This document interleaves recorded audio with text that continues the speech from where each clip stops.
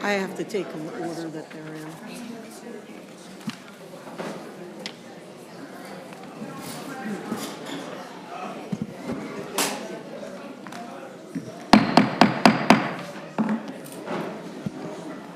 Okay, good evening, everybody. The date's February 2nd, 2026, and the time is 7 p.m.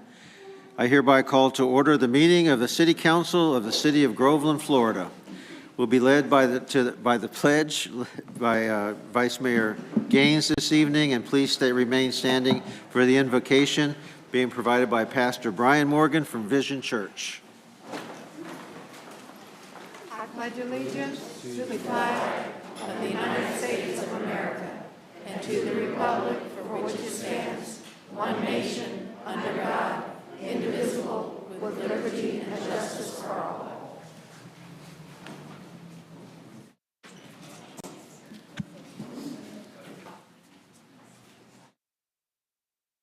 Father, we thank you tonight because you're good.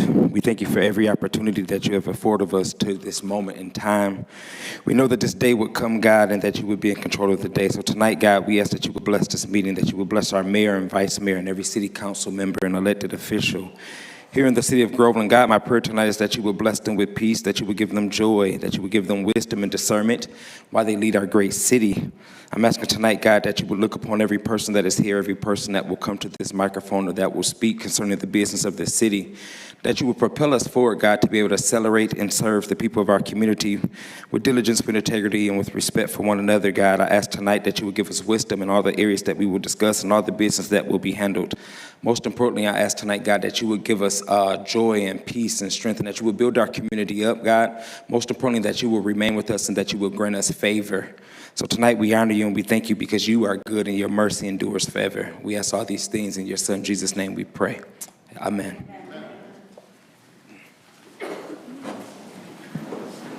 Thank you. Jenny, will you please take the roll?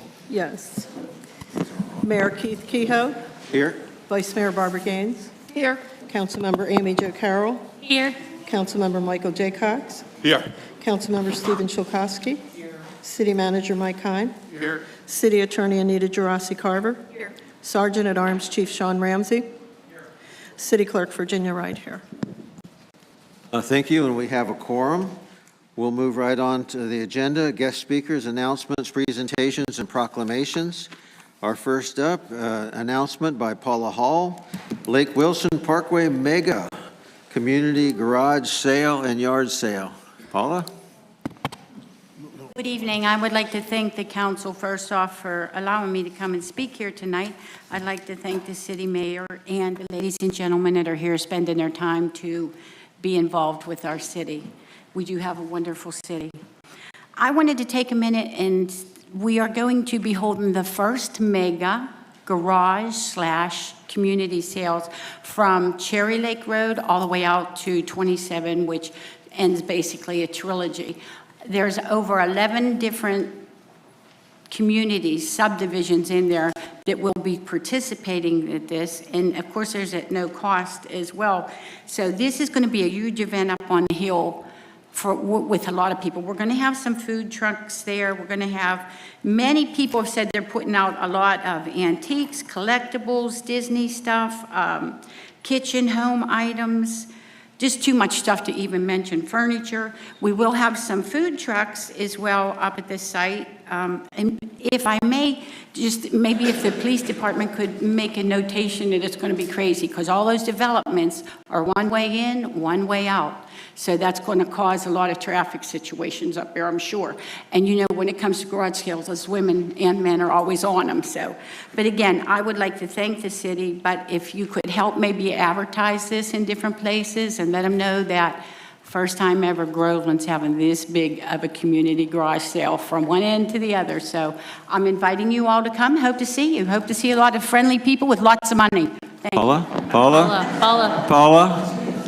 So to be clear, Trilogy's gates will be open, so people will go in there too? I don't believe they're open. I believe you still, at Trilogy, as far as I'm aware, you still have to sign in at the gate. All they do, they take your license, they get that information. And the time of the event, I'm sorry, I did forget the date and the time. That's what I was going for. March the 14th and 15th is the dates for the community. The time frame will be 9 to 4, and also, please, no early birds. That's what everybody said, tell them no early birds, but nobody listens to that, so don't worry about it. But yes, the date is March 14th and 15th, and the time slot is 9 to 4. And I am concerned about the traffic up there at that time, so maybe if we could get a little bit of extra people, up in that area, it would help out tremendously. But thank you for listening to me, and I hope to see all your friendly faces there with lots of money in your pockets. Thank you. Thank you. Come on, a little applause for the young lady, please.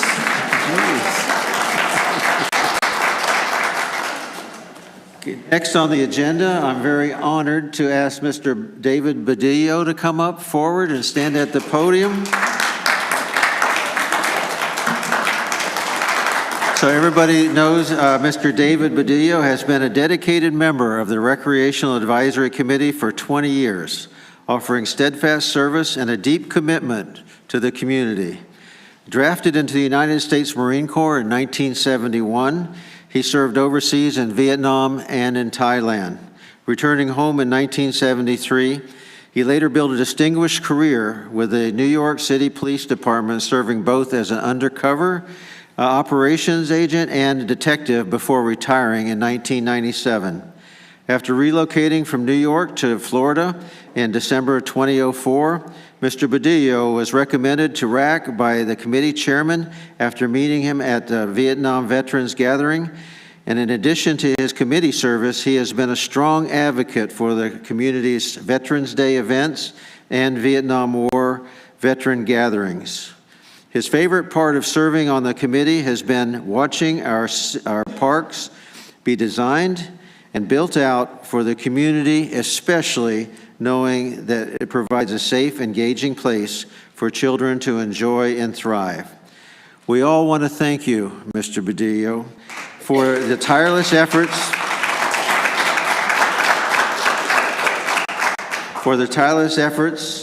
thoughtful insight, and engaging input over the years, and we look forward to seeing you around the community for many years to come. Thank you so much. Thank you.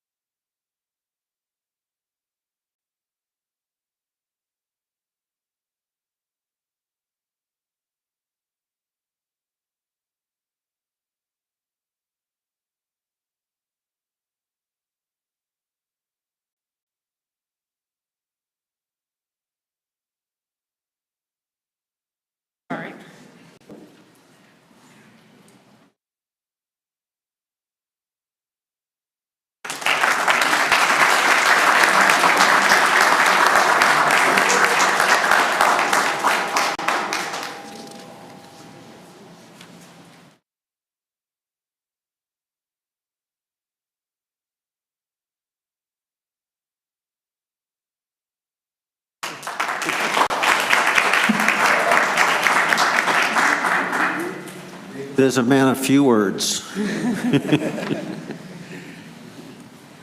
Next up, we have a proclamation for Black History Month. Vice Mayor Gaines, will you please read the proclamation? Soon this proclamation will have to be ADA compliant. Whereas Black History Month is celebrated annually from February 1st through February 28th, commemorating the rich culture and contribution of Black and African Americans who have profoundly shaped the history, the identity, and character of our nation and our community. And whereas Groveland is home to vibrant and diverse African and Black American communities, which represent the third largest demographic in our city, shaping the conscience, culture, and vitality that and whereas we recognize the extraordinary achievements of African and Black Americans, from the teachers who refuse to give up on our students with dreams, the mothers, the fathers who raised young Black and African American leaders who have been contributing so much to this town, to the professionals who serve in incredible expressions of excellence that continually remind us to dream, to organize, and innovative, and whereas the city of Groveland values and celebrates the achievements and contributions of Black and African Americans across every field. Hold on, I lost my place. Sorry.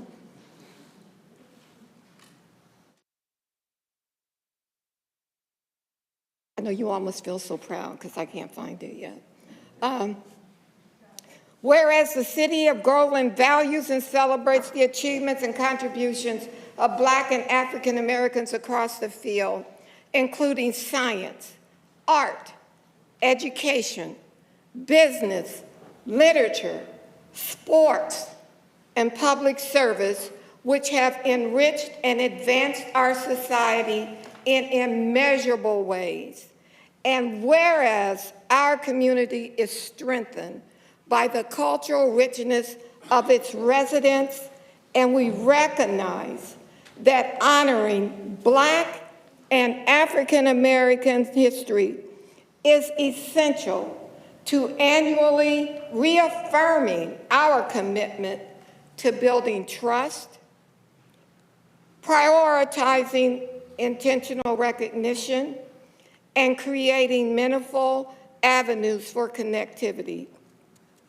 And whereas Groveland is proud to be a historical community reflecting the foundation and influence of all African and Black Americans who call this community home.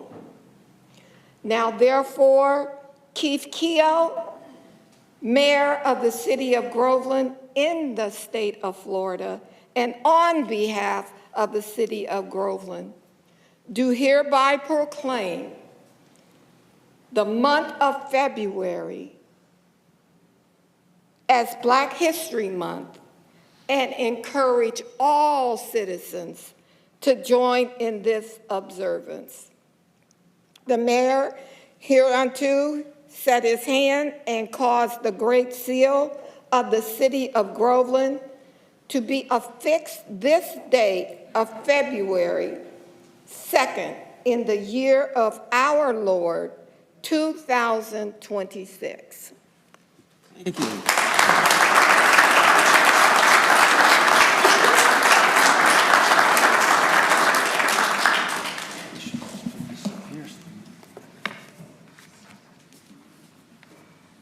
Thank you, very nicely done. And next is Elise Tomlin Center and the Elise Tomlin Empowerment Center Year in Review Report. Dr. Cowles, are you? Oh, here we are.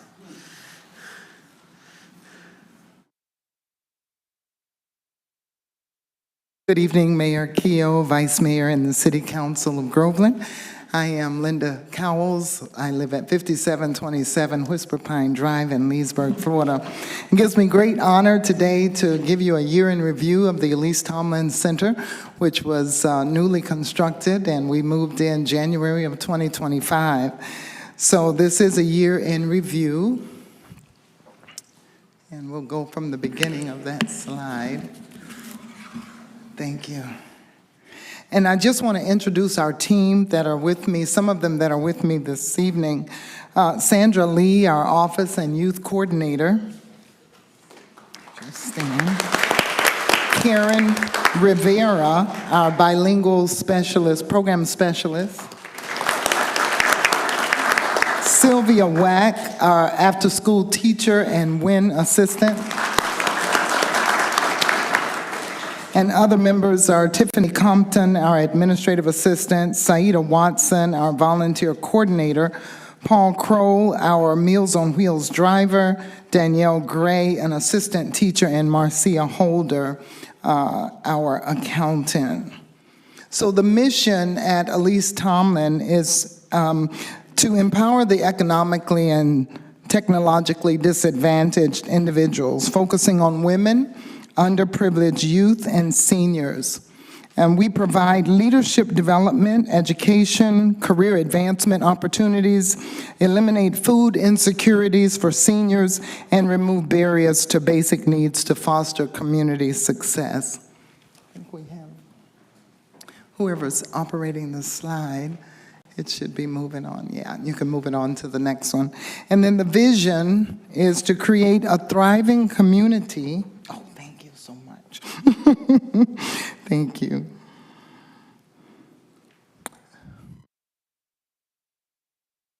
To create a thriving community where every individual, regardless of background, has equal access to resources, opportunities, and support to achieve their fullest potential. And as you can see, the ribbon-cutting ceremony was January 17th. This year, we are so pleased with the amount of people, and we knew it would happen once we moved in the new building right there on 50. We served 20,000. It is a duplicated number, but not all. 20,885 people compared to 8,991 in 2024. That's a huge increase. And the clients served at the Elise Tomlin Center from January to December, walk-ins alone, duplicated numbers, 3,301. The after-school program we've served throughout the year, 5,084. Meals on Wheels, 9,500. The SAVE program, ESOL program, 1,336 as each day that they came in the office, and then the computer program, about 22 clients. And the geographics of the people that we've served, as you can see here, the majority of them have come from Groveland. Almost the amount of the population here on a duplicated basis. As we check them in and intakes, it came out to be about 15,000 Groveland residents, Mascot about 2,400, Clearmont about the same amount, and then people coming all the way from Haines City, Winter Garden, Stuckey, Ocala, Astatula, and as you can see the list here. I know it was in 2024 we had people came from all the way from Tampa. And the client demographics, we have the majority of the population we serve are seniors at 45%, youth at 30.8%, youth ages 16 to 24, then veterans, married, single women, single men, widowed, and other. From January to now, we'll go through just some of the things that we've done at the center so far. Of course, the ribbon cutting was in January. February, we had Second Harvest nutrition classes for our families. Lake Sumter Service Day was also in February, which they do every year. They send about 10 people out to help in the community at nonprofits and for-profit organizations. ETEC staff, we did trauma-informed care training with Dr. Michelle Bryant of Bryant Consulting. In March, we had our Flavor and Fellowship with Mayor Keough, and it was well attended, as you can see in the photo there. We probably had about 28 people in attendance. April, we always do an Easter activity for our youth. And then May, being Mental Health Awareness Month, we celebrated that entire month and brought on a mental health counselor who is now providing free mental health counseling for single parents and their children. Immigration information session was well attended with about 15 people from the community seeking help with immigration naturalization. Cupcake classes with Tiffany, which was also well attended with about 18 people. And then it was back by popular demand at the Groveland Senior Center right around the corner. In June, we had the Career Source interns. We bring them on every summer.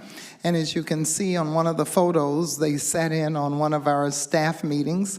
And so they learned how to conduct meetings. They learned how to answer phones, how to troubleshoot IT, greet clients, and so forth. Then our SAVE program runs from June to the end of July, 1st of August. And the students had guitar lessons. They had a day with, I believe it was Banks Helfrich came out. We had phonics, reading with phonics, and many other activities for them during the summer. In June, we also gave out $2,500 of United Way utility assistance to the residents of Groveland and Lake County. And also, we conducted our WIN Business Network Luncheon, which is always well attended with many of the women-owned businesses in Lake County. In July, the Groveland Fire Department visited the children at the Elise Tomlin Center. And of course, as you heard earlier, Banks Helfrich also visited the children. And then the reading programs with phonics. In August, Premier Phlebotomy moved into the ETC Center, and that is our president here for that organization is here with us today, Ms. Sueli Senquez. Thank you, Sueli. In September, we offered a credit doctor credit report or credit, cleaning up your credit for many of the single women who wish to buy homes, and so it was well attended as well.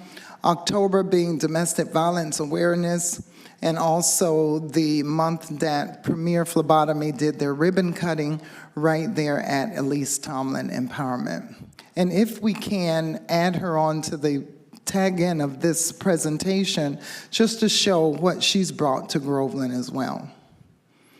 And in November, we had our Thanksgiving giveaway where we served 113 families, which also included 24 of the seniors that we deliver Meals on Wheels. And then in December, of course, we visited Tallahassee with Mayor Keough and the team advocating for education in Lake County. And also our 13th annual pancake breakfast where we served 280 children, 114 families. That was well attended with probably about 400 participants.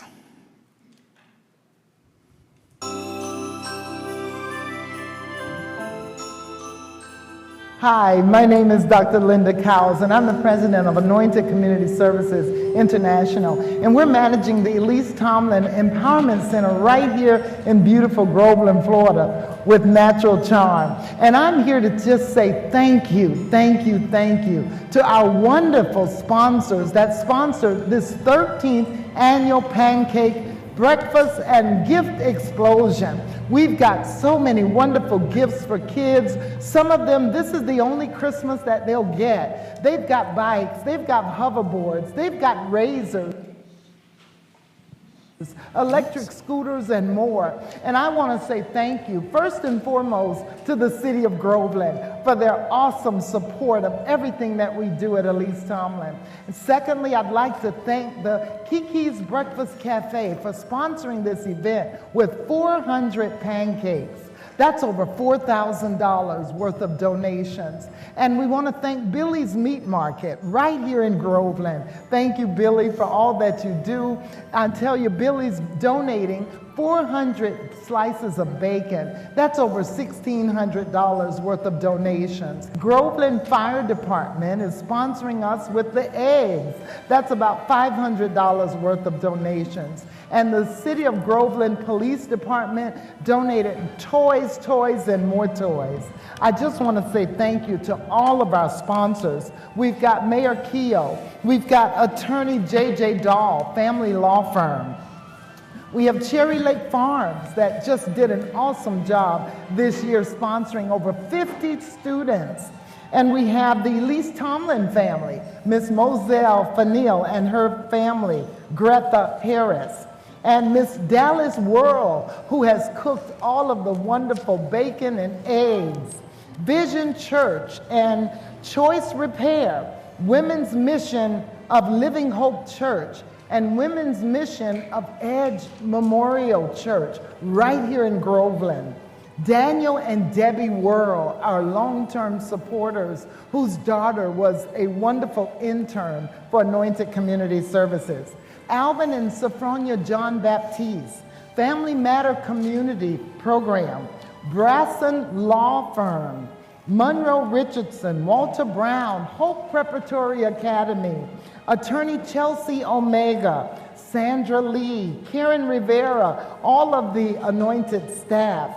And I tell you, many, many more. I can't even name them all. So if I didn't name you, I want you to know that you're appreciated. Every gift matters, every donor matters, and we want to say thank you. God bless you. We're having an awesome time today. We expect about 280 children and 108 families. This is the best time of the year. God bless. All right. So that was our Christmas event just in December of last year. And at this time, I'd like to go ahead and call up Sandra Lee, who's our office and youth coordinator.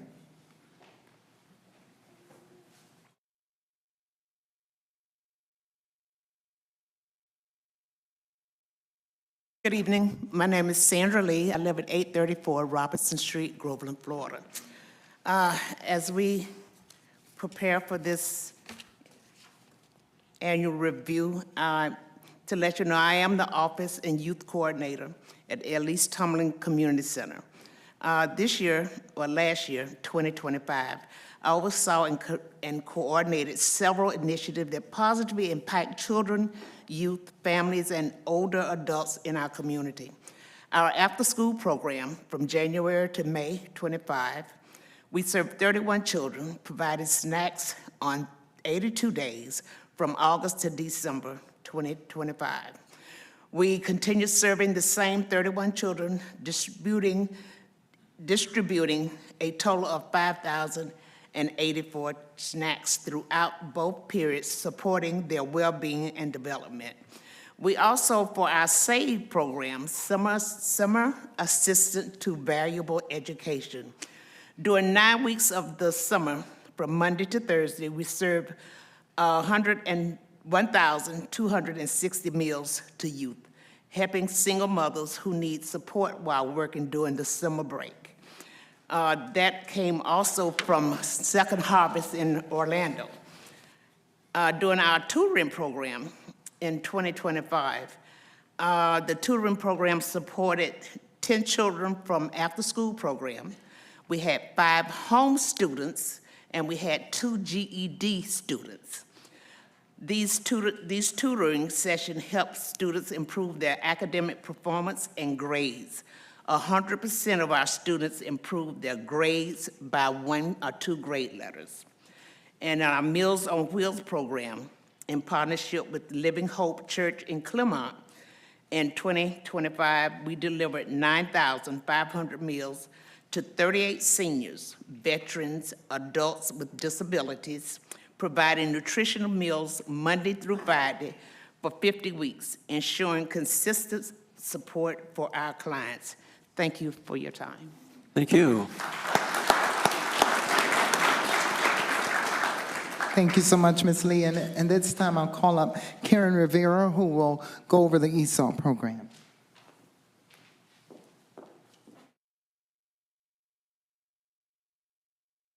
Good evening. My name is Karen Rivera. I live at 6028 Pretty Ranch Road, Groveland, and I serve as the bilingual program support specialist at Elise Tomlin Empowerment Center. I appreciate the opportunity to briefly share the impact of our ESOL program during 2025. From January to May 2025, the program served 31 students, providing essential English language instruction that supports daily communication and community integration. In the second semester of 2025, we expanded our reach through a partnership with Lake Technical College. allowing us to better serve the community of Groveland and surrounding areas. From October through December 2025, 27 students were enrolled and participating in the program. Also, the Career Source of Central Florida has agreed to sponsor any former Kroger employee who is a Spanish speaker. The ESOL program has had a meaningful impact of the Spanish speaking in the community in this area of Lake County, helping reduce the barriers and improve language barriers and improve access to employment, education, and public services.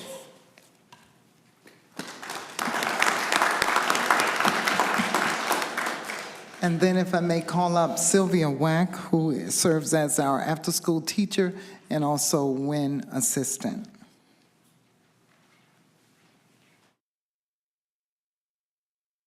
Good evening. My name is Sylvia Wack of 5727 Whisper Pine Drive, Leesburg. I am the after-school and the WIN assistant at the Elise Tomlin Empowerment Center. I would like to give you some details about the WIN program. We have over 605 enrolled members. This is a free membership program with many benefits, such as our after-school program for their children, mental health counseling, nutrition classes, business networking, monthly shopping sprees, empowerment workshops and seminars, credit repair classes, immigration sessions, and Thanksgiving and Christmas support programs. Thank you. Thank you. And at the Elise Tomlin Center, we have on staff notary publics, myself, Sandra Lee, Karen Rivera, Sylvia Wack, and we're available for those residents in Groveland that need notary services, particularly the schools when new families move in and they need to prove their residency with family members or so forth. Are there any questions? How about a statement? Go ahead. This young lady is the chair of our RAC committee as Yes. well. She's the chair of our new Principals Council, which is we bring all the principals of all the schools in Groveland together to have lunch once a quarter and discuss issues. And let me just say, next Christmas, walk in the Elise Tomlin Center, because it's a very unique thing where you go in and you can find the wish lists for the kids. And so we're just not doing it. You're doing exactly what the kids want and or need for Christmas. And it's just watch their eyes and stuff out here on Christmas when they get their bike or anything else. It's just an amazing thing. So if you get a chance next year for Christmas, please stop in there. It's the one function we do a year. Well, let me say, it's the function that we have the most smiles that we have all year is at that breakfast and that morning. And I really, really appreciate everything you're doing for our community, Linda. Thank you. Thank you so much, Mayor Keough.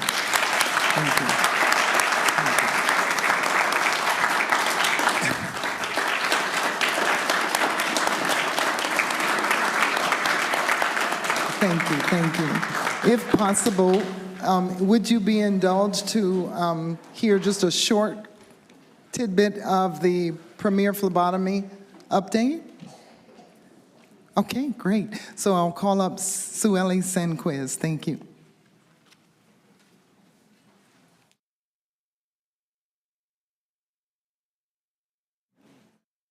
I move it?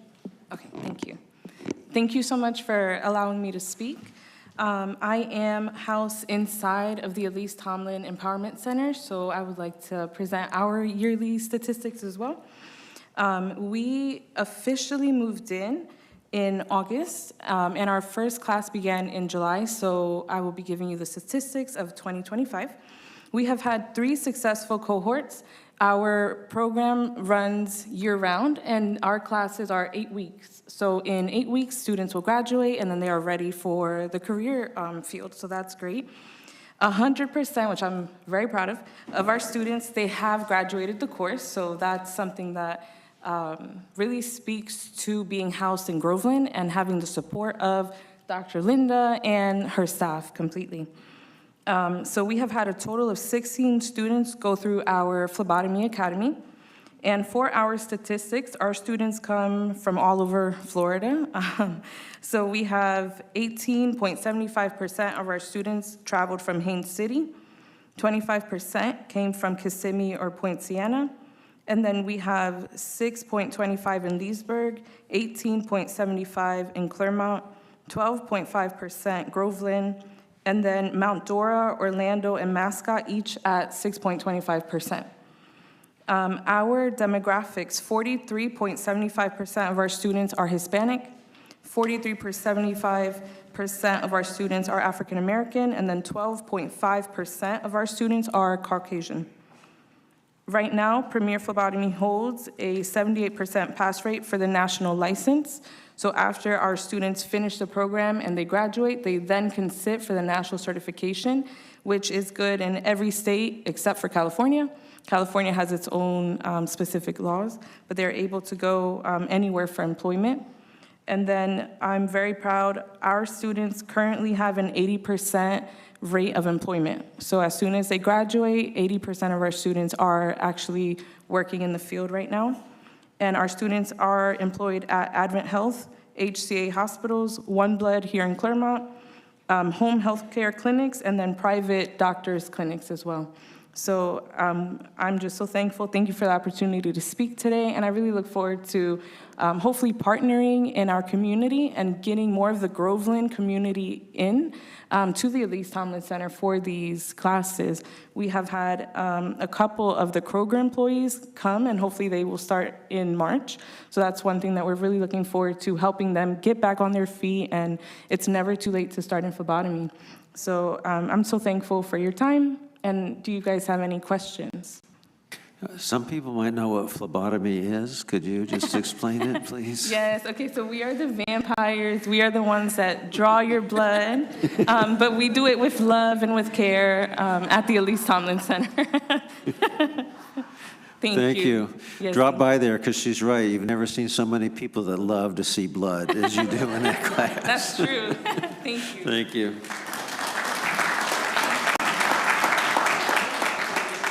I just want to say thank you once again, Mayor Keough, City Council, and City Manager, and CRA Head Timothy Maslow. Thank you so much for your support of Elise Tomlin Center, and we're going to keep growing, I'm sure, and doing hopefully better things for Groveland.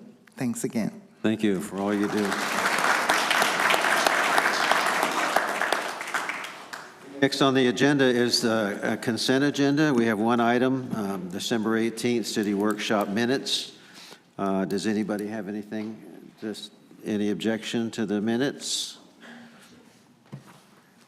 Seeing none, I would ask one thing. I don't want to hold up these minutes, but Mr. City Manager, if we could, on Section 8, when we were talking about the organizational structure and chart, it's not in here, so maybe you can do a little handout to all of us, or maybe under your next city manager report, you can reflect on those bullet points that are in there, because I think they're very important. Seeing no objection, can I have a motion to accept the minutes? Motion to accept the consent agenda. Second. We have a motion and a second. Any discussion? Seeing none, any discussion from the public? Seeing none, let's go ahead and take the vote, please. Councilmember Carroll, how do you vote? Aye. Councilmember Szulkowski? Aye. Councilmember Jay Cox? Aye. Vice Mayor Gaines? Aye. Mayor Kehoe? Aye. So passed. On to, now I'm going to ask a little, for a little bit of leeway here to the council. I'd like to move under new business 3 and 4 up to up above old business right now, because we have a major presentation and we'd like to make sure everybody's here for that. So I will go ahead. Is that okay with everybody? Seeing no objection. All right, we'll go on to item 3, consideration of approval, acceptance of the Live Well Foundation grant to install safe haven baby boxes in Groveland and Clermont fire stations. I'd like to ask Donna Kirkland, Executive Director of Live Well Foundation, to tell us all about it. Hello. Well, thank you, Mr. Mayor, City Council members, for having us again. I'm Donna Kirtland, and I appreciate the time to also share with you a few bits of information about the Live Well Foundation and how our grant cycle is going right now. Live Well Foundation of South Lake is a philanthropic organization that exists to serve health and wellness initiatives in our community. And this is done by investing through grant making in our local nonprofits. So we're joined today by a number of the Live Well Foundation board members. If they'll just raise their hand, I have board chair Rodney Droughty, who's a lifetime Groveland resident. That is our vice chair, Linda Smith, who you're familiar with, our grant chair, Ms. Susan McLean, and we have 3 finance and investment members here today, Dr. Joanne Jones, Jimmy Nussbaumer, and Jose Rubio. Today, we'd like to share a brief information on the new grant making with a little video, and I believe IT has that already.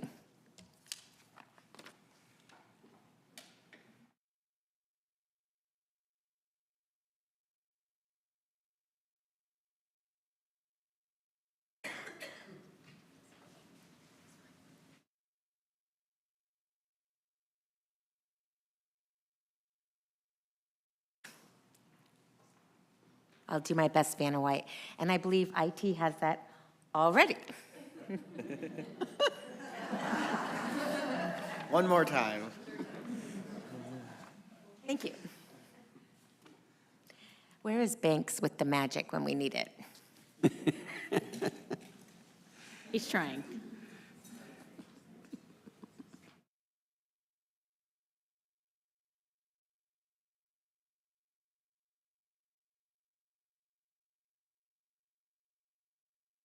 Not that one, but you were close. Placed with the Department of Child Services, who will then find a set of parents for the baby box. When a parent walks up to one of our Safe Haven baby boxes, all they have to do is walk up to the box, open the door, place their newborn inside, shut the door, take the orange bag, and walk away. Once the baby is placed in the box, firefighters at this firehouse will open the door. We'll take the baby out. They're going to take the baby out of the box. They're going to give immediate medical care, and then they're going to transport to the closest facility or contact an ambulance to transport to the closest facility. Once the baby is at the facility and evaluated by a physician, the baby will then be placed with the Department of Child Services, who will then find a set of parents for this child. The heater on the inside of the box, we keep it between 75 and 85 degrees at all times. Babies need heat. These babies that we're getting in our boxes, some of them still.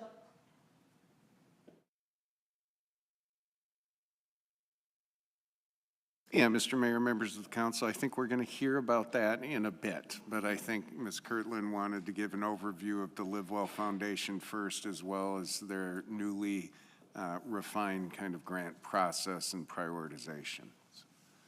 Is that correct? Yes, sir.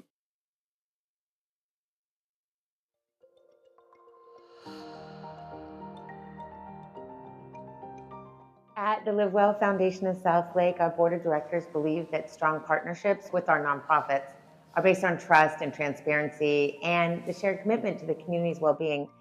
That's why we're embracing the trust-based philanthropy. It's a model that removes barriers, it streamlines processes, and it empowers our organizations, our nonprofits, to focus on impact rather than paperwork. On that note, we're excited to announce a major change. Starting in 2026, Live Well Foundation will move from 2 grant cycles per year to 4. This means more opportunities for nonprofits to access funding throughout the year. In addition, each of the 4 grant cycles will address a critical issue. It'll be aligned with our focus areas, and we're helping to simplify the process even further than that.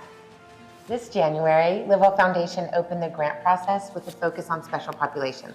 Our board of directors indicated that area could include individuals with disabilities or chronic conditions. It can include marginalized or underserved communities. Actually, individuals experiencing life transitions or crisis, individuals who have experienced domestic violence, serious illness, and caregivers and support networks. That all falls under the special populations. In March, Live Well Foundation will open up a grant process that focuses on food and nutrition, access to nutritious food, nutrition education and skill building, food security and stability, equitable and sustainable food systems. June 2026, The Live Well Foundation Grant Committee will open the grant process with a focus on mortality and life expectancy. It's projects related to healthcare access and alleviation of leading causes of death: heart disease, stroke, cancer, respiratory, those preventable death reduction areas, the management of chronic disease, access to timely and quality care, health equity and disparity reductions, and programs that are focused on closing those life expectancy gaps.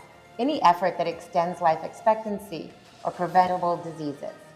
In September 2026, Live Well Foundation will open up a grant process with a focus on mental health of all ages, youth and adolescent mental health, access to care, crisis intervention and stabilization, and trauma-informed care.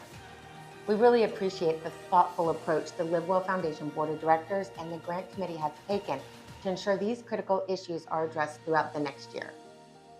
After completing a brief eligibility quiz, these nonprofits can completely bypass the letter of intent phase and go straight to the full application. This approach reflects our commitment to reducing administrative burden and accelerating support for the work that matters most. Together, we can create a healthier, stronger community here in South Lake built on trust.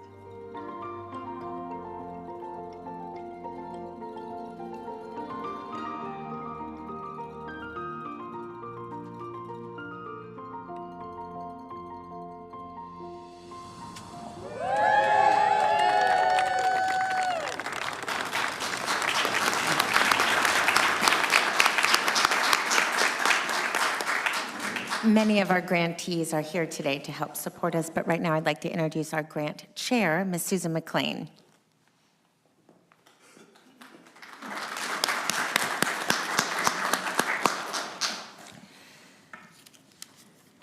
It's just so humbling to be here. The Live Well Foundation, if you'll excuse me a moment, I want to turn around because there's so many people in this room that are making a huge difference in the lives of those people that most need someone to intervene in their behalf. It's just such a pleasure to live and work and to serve in a community like this, excuse me, in Groveland and Claremont, with our fire departments, our police departments, our council members. It's humbling for each one of us on the Live Well Foundation to come before you and to be able to say, God bless all of you and all of you that are doing the work. It's our privilege to serve you. It's our privilege to serve you. I do want to say that, so the Live Well Board of Directors, several of them are able to be here tonight, and we're here to celebrate the awarding of this grant. It's my understanding that a pharmacist in town, I believe she's even in the audience, Joanne Howard, sent an email to our fire chiefs, Fire Chief Carroll and Fire Chief Azell, telling them about the opportunities for the baby boxes to be installed in the fire departments and how this will give an opportunity for parents in crisis to surrender their child in a method where the child will be safe, where they can also be given further information on the crisis that they're experiencing in their life, and that the baby will be taken well care of immediately. So the grant is going to install temperature-controlled incubators called Safe Haven Baby Boxes, and they are going to provide the residents with the opportunity to surrender without judgment, legally, and to have crisis management of their own for these babies. So I would like to present this $250,000 grant to the cities of Groveland and Claremont and to the fire departments that are going to be installing these boxes. We'd like to give you this check, and if you all would mind coming up so that we could get a picture with all of you and tell you once again what a privilege it is to be able to fund this project.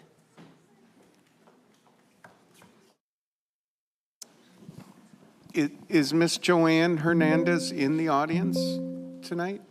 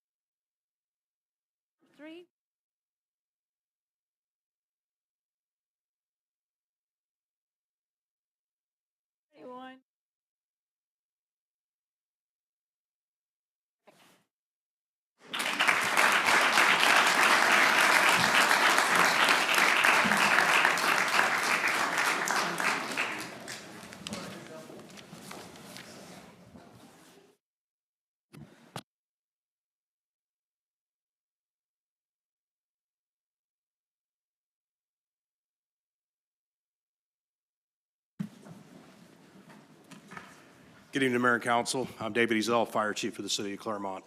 First, I want to say thank you for supporting us on this project, and thank you to the Live Well Foundation for helping us make this a reality for our area. This is a conversation that fire chiefs have had for a long time. It's been a number of years since the state of Florida mandated that we have to accept newborn infants that are brought to a fire station. You know, some of the first questions that come to mind are, what happens if the crews aren't in the station?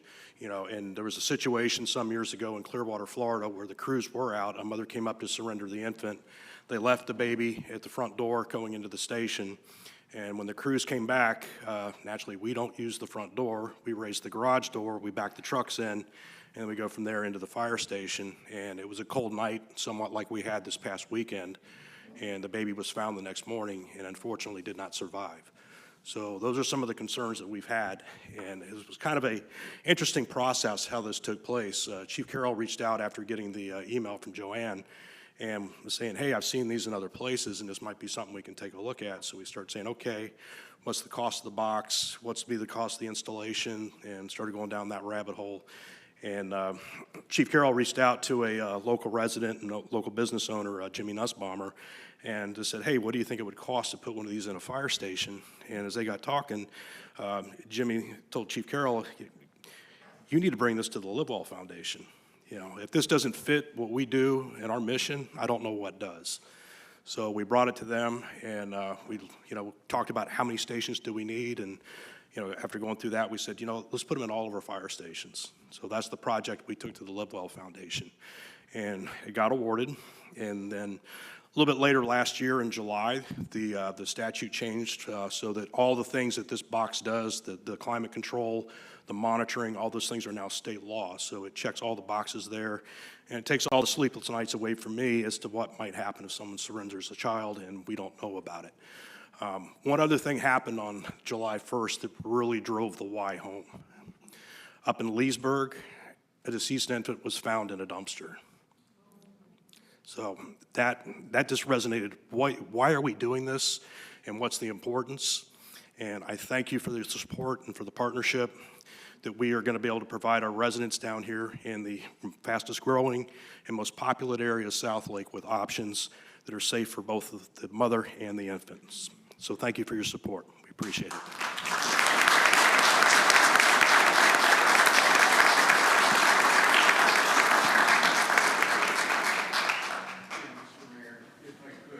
can imagine Chief Carroll could not be here tonight.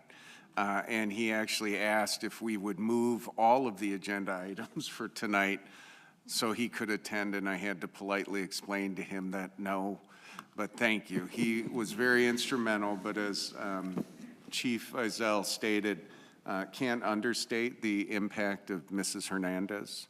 And it goes to further show that one person can affect change, and engagement is important. And again, Ms. Hernandez is a resident of the city of Groveland, so we thank her. And the Live Well Foundation and staff is respectfully requesting approval from the council to accept the grant and the award and proceed. That would be a consensus, right? A motion would be fine. A motion would be fine. Okay, can we have a motion to accept? I motion to approve the acceptance of the Live Well Foundation grant to install safe haven baby boxes. I second. We have a motion and a second. Any further discussion? Any discussion from the public? Yes. Reggie Mangle?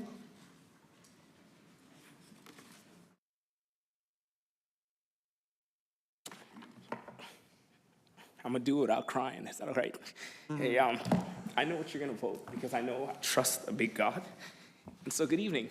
I just wanna add a little more sweet to our amazing Groveland. My name is Reggie Mangle, and I'm the Development and Operations Coordinator at Lift Disability Network. We support individuals with disability and families, and we are another nonprofit that is doing great things in our community, not just in Lake County, but also in Florida.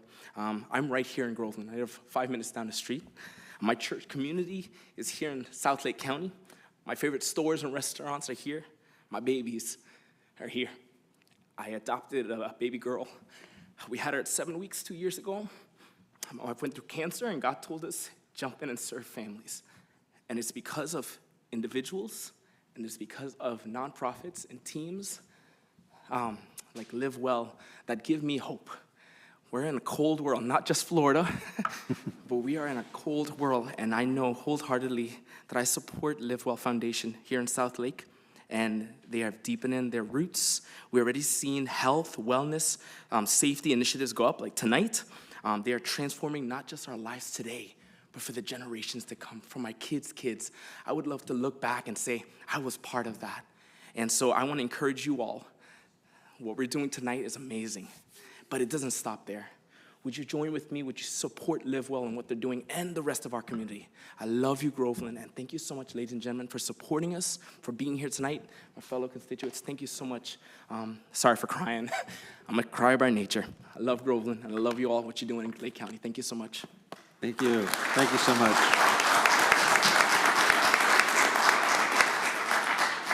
Patricia Cry. Okay. Tandy Hammond. That's okay. Robin Maynard Harris. Okay. Stuckey Community Improvement Group, Inc., Shyla Mobley. Okay. Pastor Jody McCoy.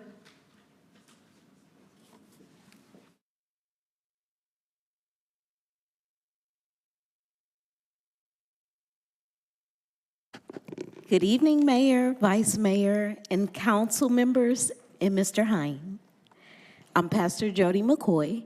The address is 13806 State Road 33 in Groveland, Florida. I'm Pastor Jody McCoy, and on behalf of my husband, Pastor Tony McCoy, who is out of the country this week, I'm honored to share a few words of gratitude for the Live Well Foundation of South Lake County. Our family has called Lake County home for over 28 years, and we have seen firsthand the impact that organizations like Live Well Foundation have had on our community. Just this past Sunday, my husband preached a message titled, "Love Like a Servant," reminding us of Matthew 23:11. The greatest among you must be a servant of all.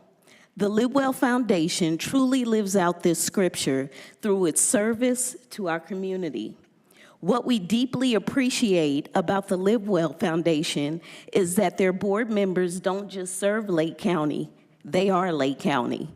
They understand our needs at a grassroots level while also having the vision to invest in a stronger, more sustainable future for all of us. I would like to personally thank the Live Well Foundation for helping fund the Groveland's first community gymnasium and community relief shelter.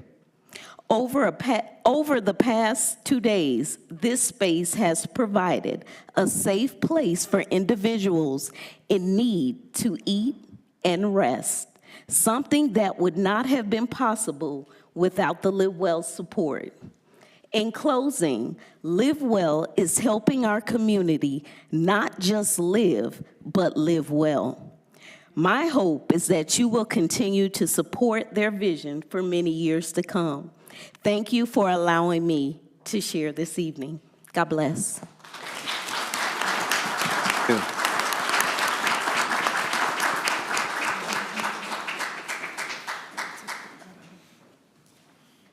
That's all for that.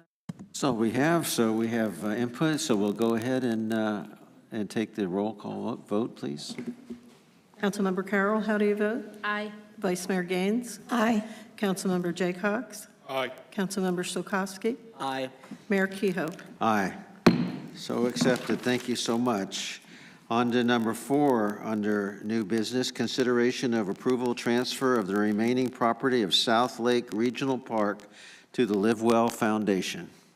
Yeah, Mr. Mayor, members of the council, good evening. Staff is very pleased to be here tonight to present to you a proposal that has been in discussions for a couple years, specifically the South Lake Regional Park and how the community can benefit from a unique partnership with a foundation to facilitate the expedition of facilities and recreational opportunities to enhance the community.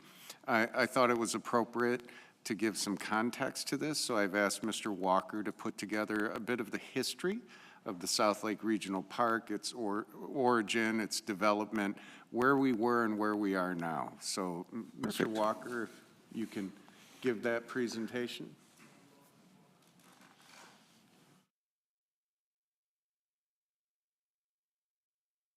Presentation. Is that how it worked out? Good evening, Mayor, council members, Mr. Hine.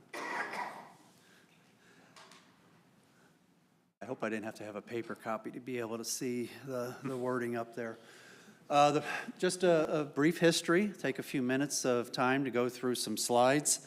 You can see on your screens as far as where we started in 2020 when we took over the property from in the partnership with Lake County, and where we are today. Here's a complete master plan for South Lake Regional Park, all 3 phases. Currently, phase 1 is what is under construction that you'll see as we move forward here, and phases 2 and phase 3 is the area of the property that is being discussed today as far as another partnership possibly with Live Well Foundation of South Lake pending council direction.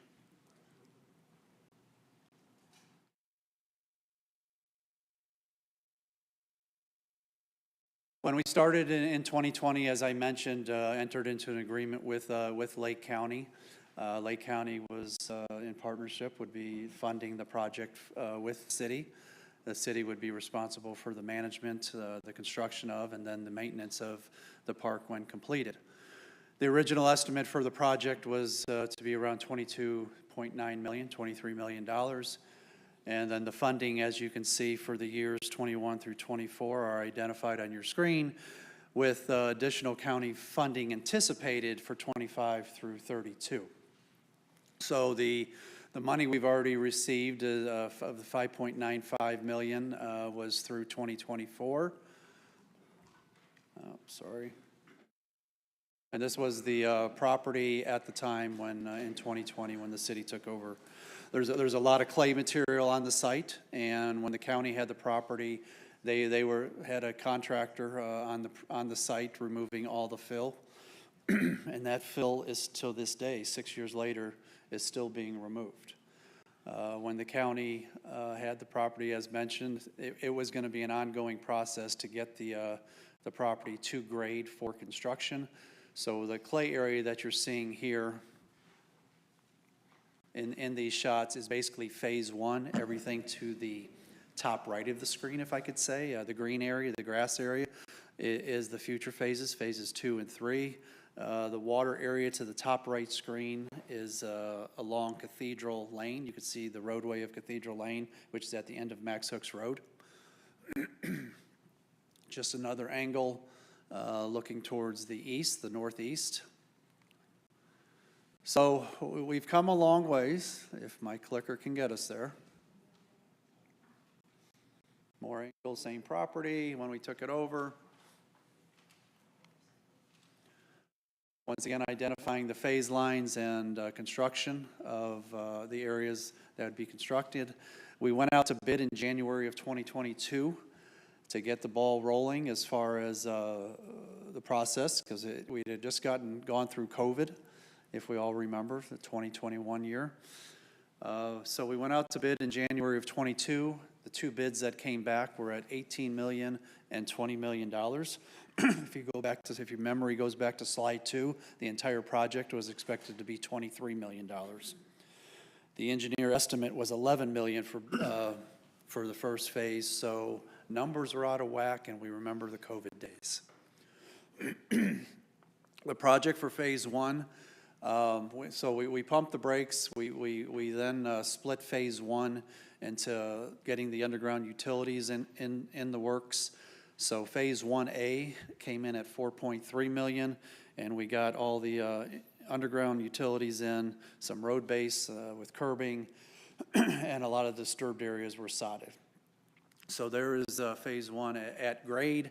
Construction, contract was awarded to Malaver Construction in January of '23, and we were able to get everything completed, as you're seeing on your screen, by September of 2024, a little over a year ago. So this was the end of 2024 with Phase 1A completed. You can obviously see the shape of the ball fields. Top being baseball, middle being softball, and then bottom of the screen would be the soccer cricket area. You can see the roadways with curbing, still needing a final 1-inch layer of asphalt, which will be done at the end of this current project. The retention ponds were in place, and just going through Phase 1A.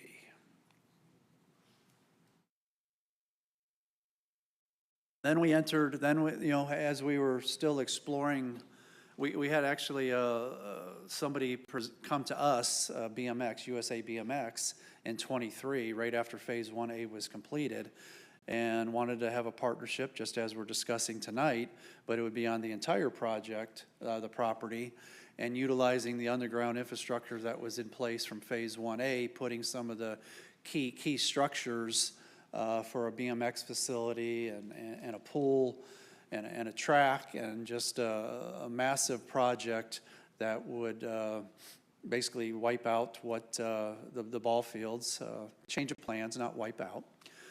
We had meetings with the city, the county, and state, just making sure if we moved forward in this route, this direction, if everybody was aboard.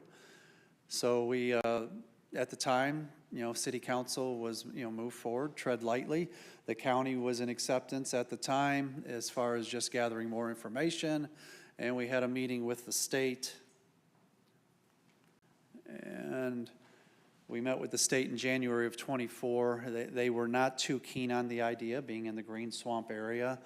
And you can see the comments that they would not support the increased lot coverage ratio along with hotels. It was highly recommended adopting the same land use category and description as Lake County has approved for this park. So we shift gears and we went back to bid to complete 1A as designed and with the partnership with the county. Sorry, my clicker.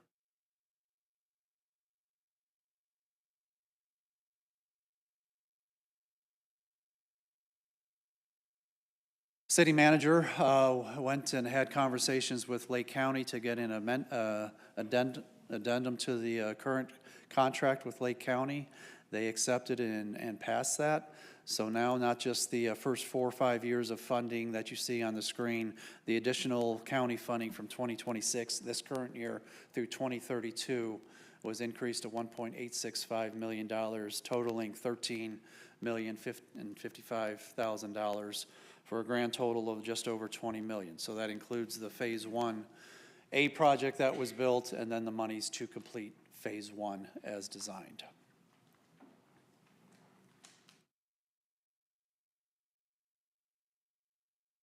We went out to bid for Phase 1B in April of '25. We awarded the bid for little over $13 million to complete Phase 1. The beauty of this, going through our procurement process, is we were blessed to keep the money local, and having a local contractor awarded the bid. This is going through Phase 1B that is going on now. Baseball diamonds being constructed, center concession stand, restroom building.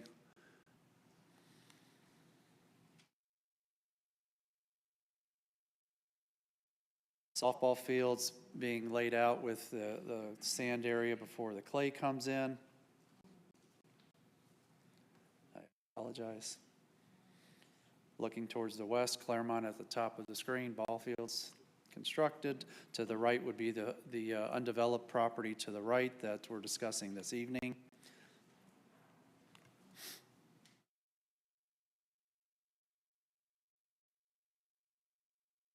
Clicking as long as it keeps going.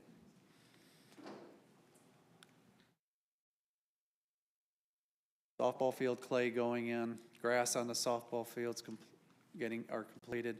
You can see the Musco, the athletic field light poles are up.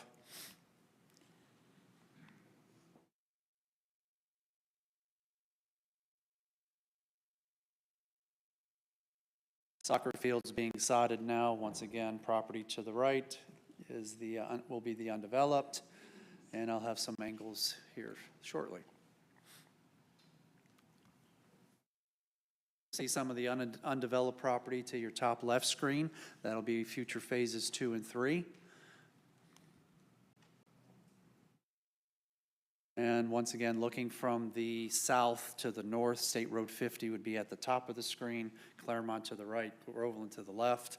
That is the area of undeveloped land that we are discussing, partnering with LiveWell, and shot from the other view.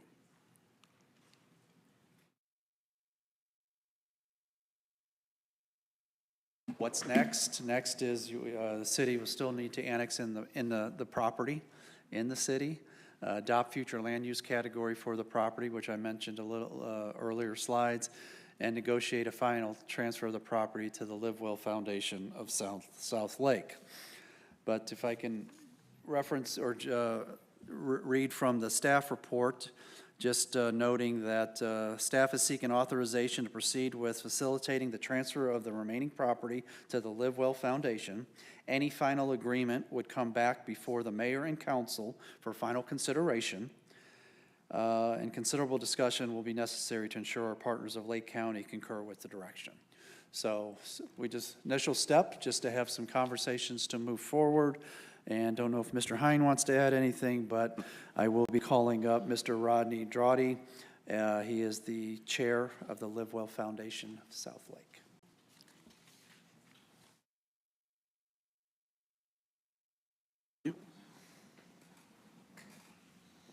Have anything, Mike? No, Mr. Mayor, members of the council, just again to provide some more context, if you'll recall, the county had always planned for this throughout the years.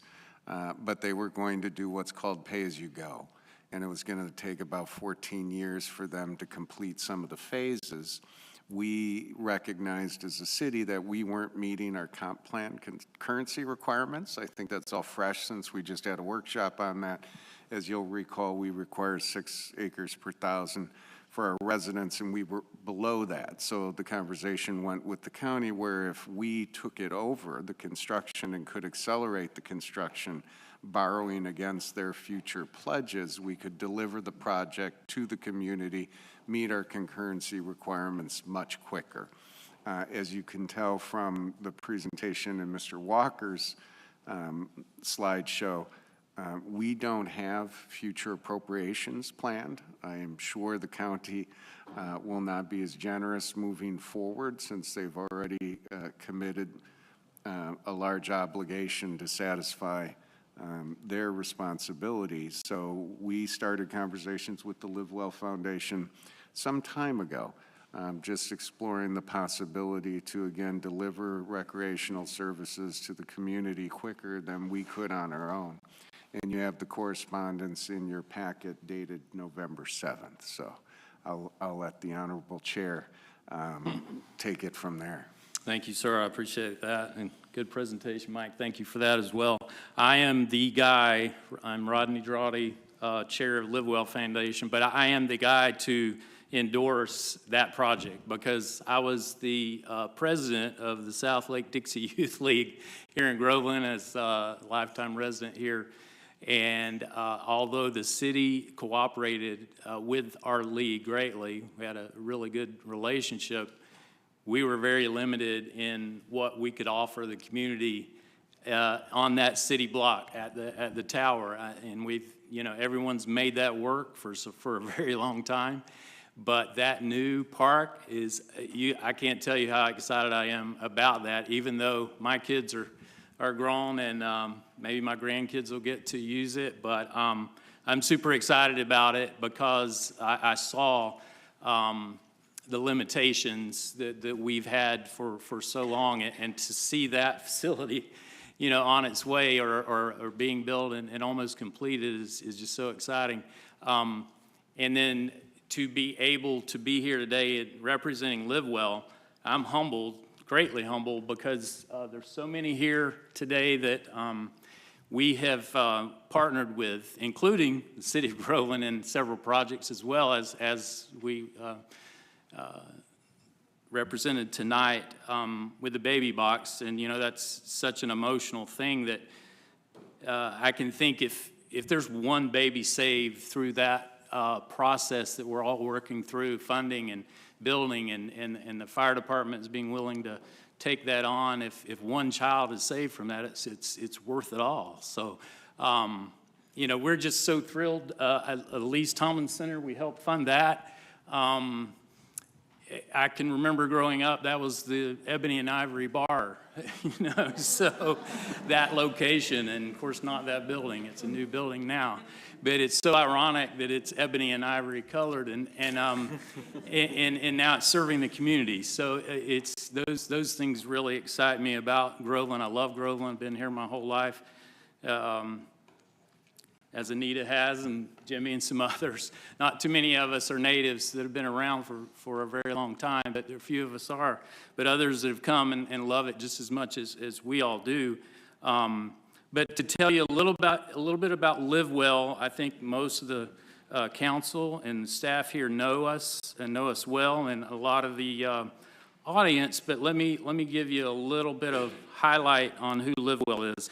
So we were created in 2019, and it was a philanthropic contribution as part of a healthcare conversion from South Lake Hospital to Orlando Health. And it created a $128 million fund, and Live Well was created to administer and that fund and deploy those funds back out in the community to nonprofits for the benefit of health and wellness for South Lake County. And so initially it was $128 million.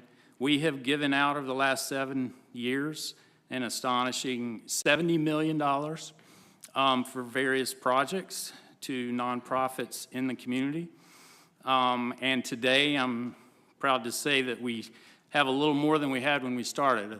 131 million is where we're at today, and I say that not to boast at all, but to just let the council know how stable this organization is. We'll be here for a long time, and we've set things up to where not only will it be here tomorrow, next year, it's going to be here beyond most of our board members' lifetimes is the plan, so well beyond our years. So we'll be there for a long time, Live Well will, and we love the partnerships we're able to do with communities like Groveland. So,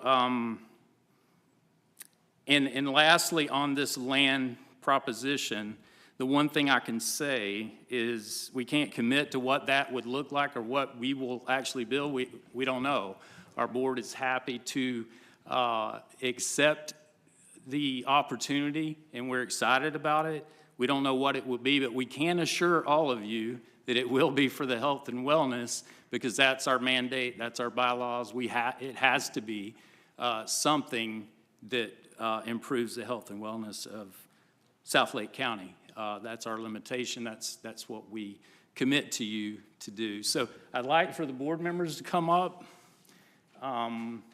If anyone has any questions for me or any of them, be glad to entertain that at this time. And if I could just add a little bit, you folks should be so proud to be in this area, because when we look at the money that we have given out and we add it all up, guess who's right up there at the top? The city of Groveland, because I think our reputation at the Live Well Foundation is that we do a good job with collaborating with not only the nonprofits in the way that we work together and share each other's talents in the nonprofit world, but I remember when 3 different grants came in, they were all separate. This is early on at the Live Well Foundation.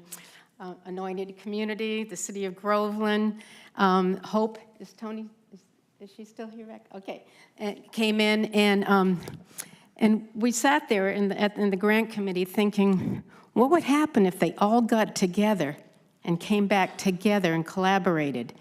And it turned out to be a beautiful project of what's going on with those 3 entities coming together.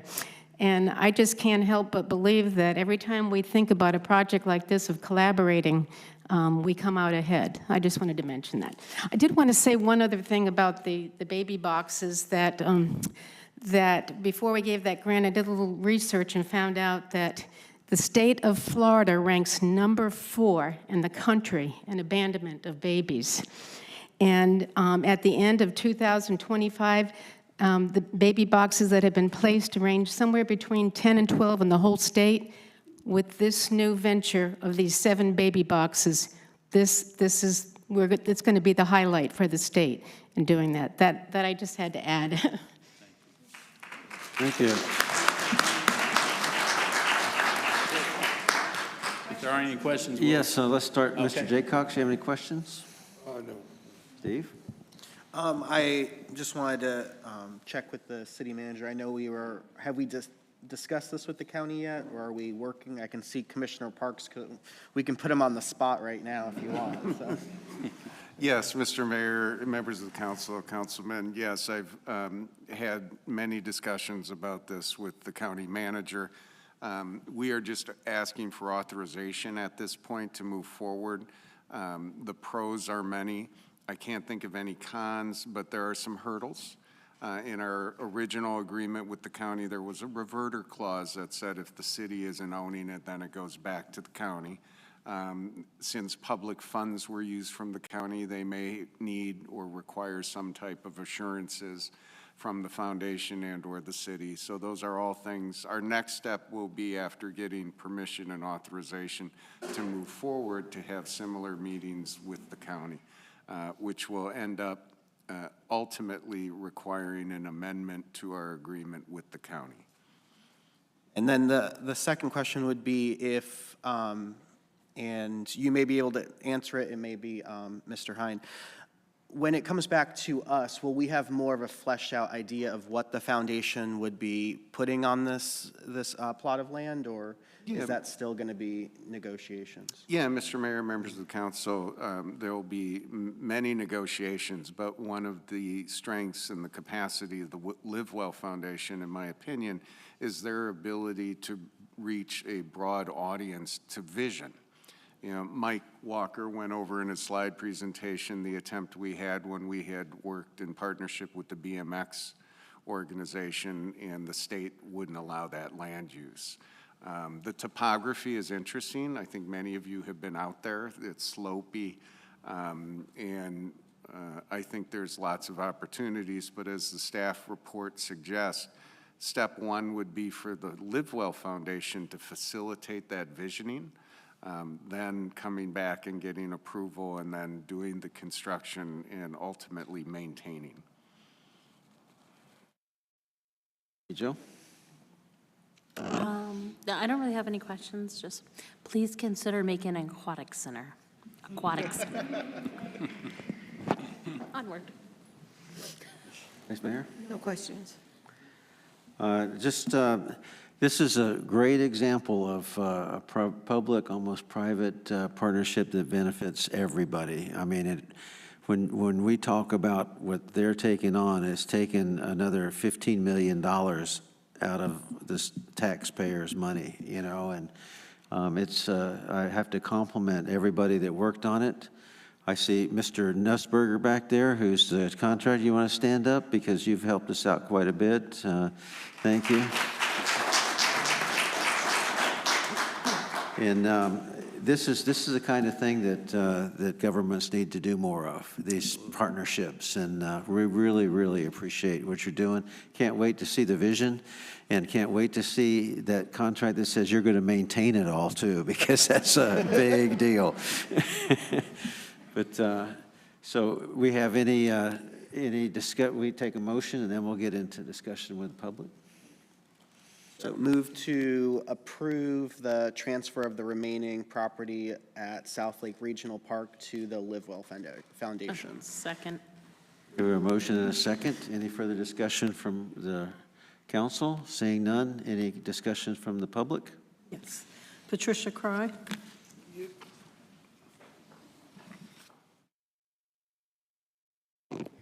Hi, I'm Patricia Cry. I live at 15536 Seymour Lane, Groveland.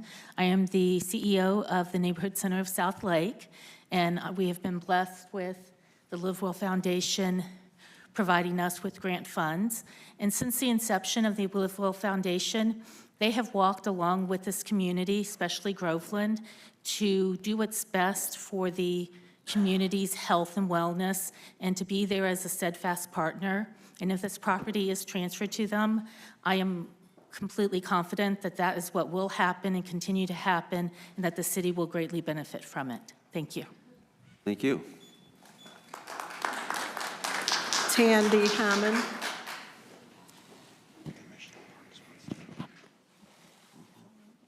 Good evening. First of all, thank you all for your service. I'm sure those seats are sometimes difficult to sit in, sometimes fun. My name is Tandy Hammond. I live at 18228 Great Blue Heron here in Groveland. I've lived in Lake County for 57 years and 8 generations of my family.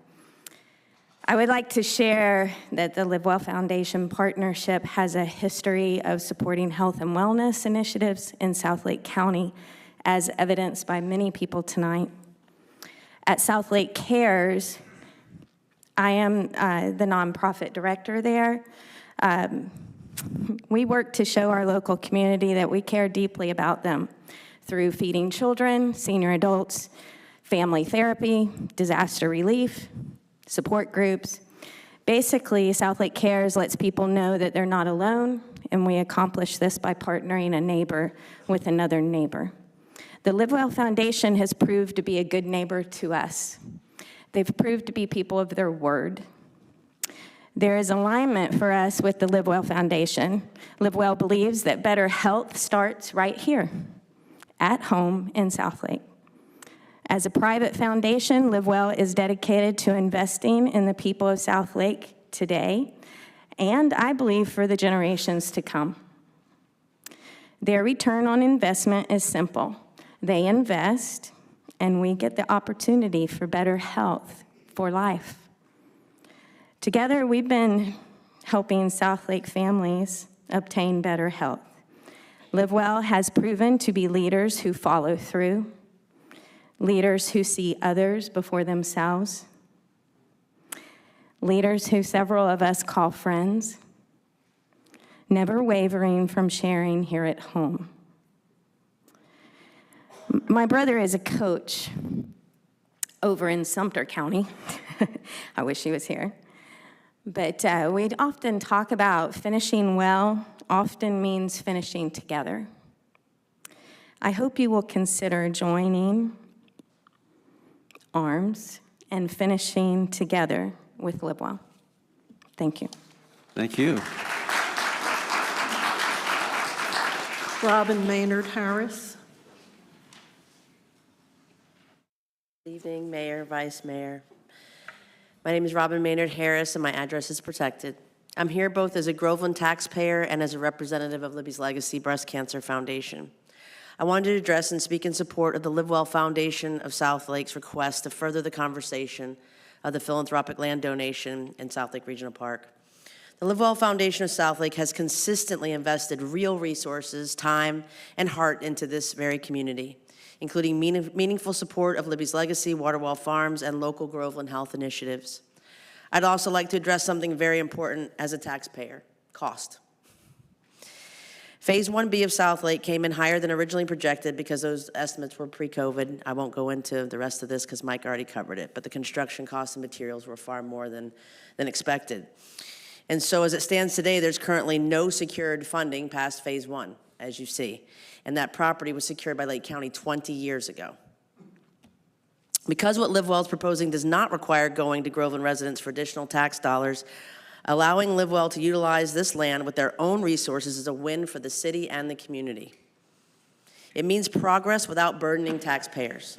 It means community benefit without asking families to absorb a financial hit, and it allows something very meaningful to move forward when budgets everywhere are stretched thin. It isn't just about a parcel of land. It's about responsible stewardship, which Live Well Foundation of South Lake has proven time and time again. Live Well's already demonstrated they are partners in Groveland, not outsiders. You got Jimmy, Rodney, you got homegrown folks giving back to their community. They've invested significantly in the city, supported our local nonprofits, and shown up consistently, and their interest in this property is rooted in service, wellness, and long-term community impact. I work every day in this community with health services and food access, and I see firsthand how much these kinds of investments matter.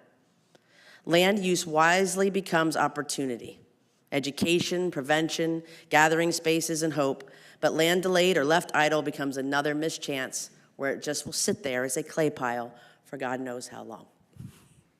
I respectfully ask the council to consider LiveWell's proven track record, the current financial realities, and the opportunity before you to move forward without additional taxpayer burden while strengthening Groveland's future. LiveWell Foundation of Southlake is the right partner, and this public-private partnership is exactly, like you said, Mayor Keough, what we need more of. It's just a win for everyone. Thank you for your time. Thank you. Shayla Mobley.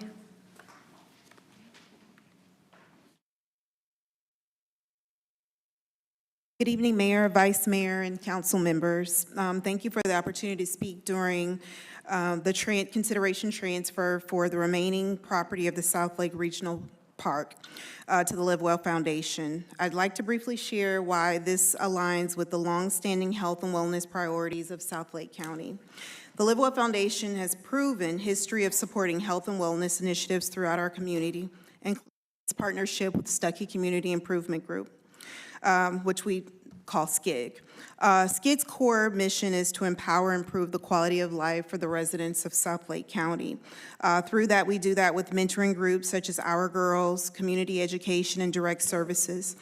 This work has been done from the LiveWell, this work has been significantly strengthened through the support of the LiveWell Foundation. They are our local health and wellness foundation for all of us. Through LiveWell Fund at the Community Foundation of Southlake, we were able to purchase our first piece of property, which we partnered with the neighborhood center this summer to be able to feed over 2,000 children this summer that would have had food insecurities. We've also received a grant to be able to rehab an existing building so that we will be able to have events and host and also share our community center with Southlake County. These investments demonstrate how strategic stewardship of property can translate into lasting community benefits, and that's through the LiveWell Foundation. They also promote cross-sector collaboration amongst nonprofits. So you hear Libby's, you hear the Neighborhood Center, Habitat for Humanity. We work with all of those charities across the community, and that's through the LiveWell Foundation. Approving the transfer allows the City of Groveland to leverage private foundation investment with no taxpayer burden, while ensuring that the property appears to be in capable hands with a company, with an organization that has a demonstrated track record, also advancing health, wellness, community outcome for all the residents of Southlake County. For those reasons, I respectfully encourage approval of the transfer of the remaining property of the Southlake Regional Park to the LiveWell Foundation. Thank you. Thank you. Commissioner Sean Parks.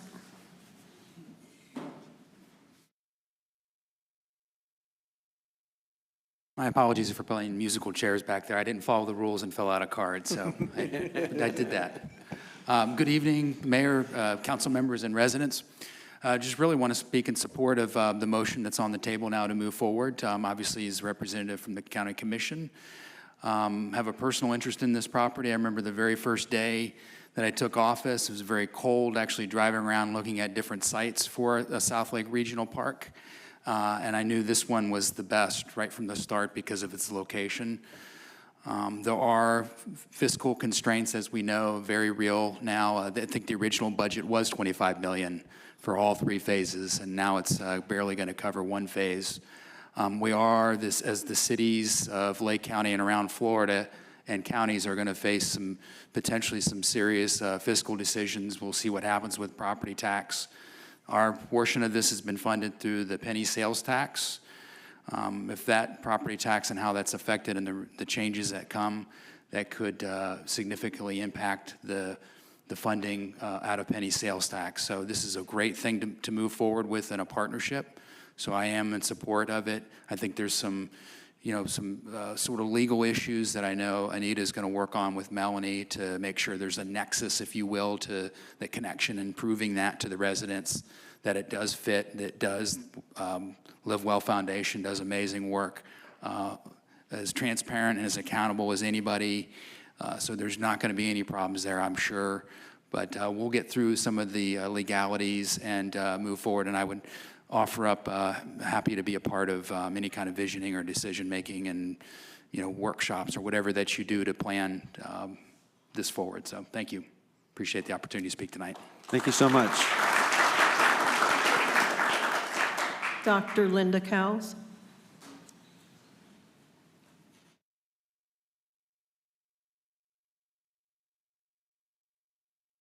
Good evening again. Linda Cowles from 5727 Whisper Pine Drive in Leesburg. And I stand before you in support of the Live Well transaction as a community leader, but as someone who deeply believes in the future of this city and the well-being of its people. I rise in strong support of Live Well's request for this transfer of property at South Lake Regional Park. In gratitude to them for the grant that they awarded for the City of Groveland and Elise Tomlin Empowerment Center. We wouldn't be there today if it wasn't for the Live Well grant. So we often talk about growth in terms of buildings, roads, and developments, but true progress is measured by how well our residents live, how healthy they are, how supported they feel, and how connected they become to resources that help them thrive. Live Well has demonstrated a clear commitment to wellness, education, and community-centered programming. And I believe their vision, I know that it does, aligns with what Groveland needs right now: accessible spaces that promote physical activity, mental health, family engagement, and holistic well-being.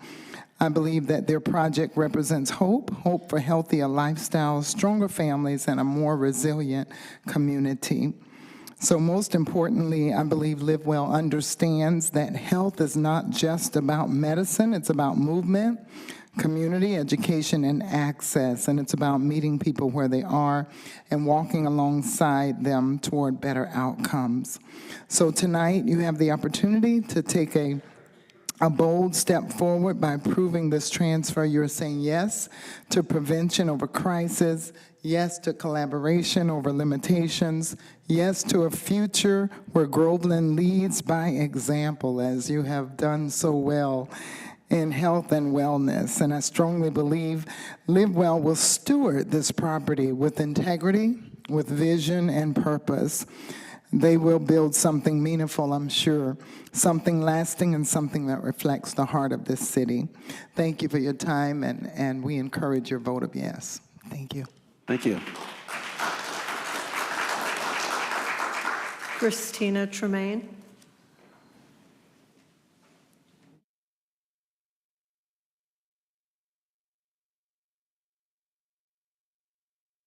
Good evening, Mayor, Vice Mayor, and members of the council and staff.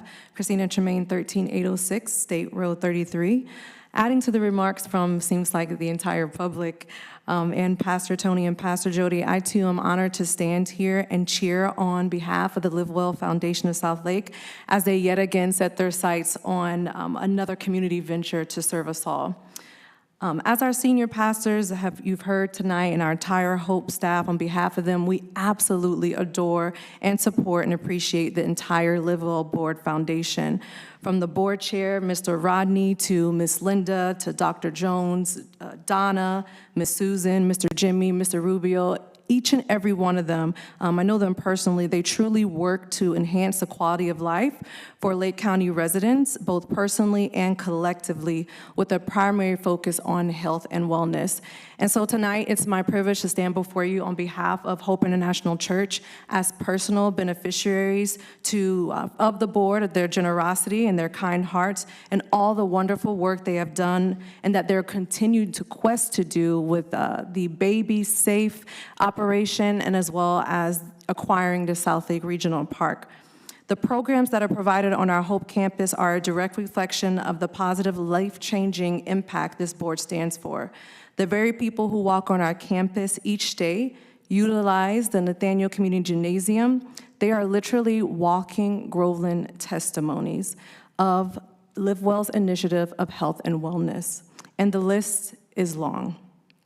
From city programming to recreational sports, adult basketball, youth basketball, used to be pickleball, volleyball, to providing free meals to families in need, to giving away free backpack supplies each year annually, collective with all of you, to supporting Groveland Summer Camp, to operating as a hurricane shelter, and more recently, these last few days, as a cold weather shelter, opening up our doors, partnering with Lake County Emergency Management. And yes, all of these things were able to be done because of the LiveWell Foundation. And so we are just so honored to be here tonight to speak in support of them, like all of the residents have. And we just want to cheer them on in this next chapter of service for the Groveland and Lake County community. And we wanted to let it be known that Hope International Church supports the LiveWell Foundation. Thank you, Council. Thank you. That concludes our public input. Any further input up here? We'll go ahead and take the vote, please. Councilmember Schilkowsky, how do you vote? Aye. Councilmember Carroll? Aye. Councilmember Jay Cox? Aye. Vice Mayor Gaines? Aye. Mayor Kehoe? Okay. So passed.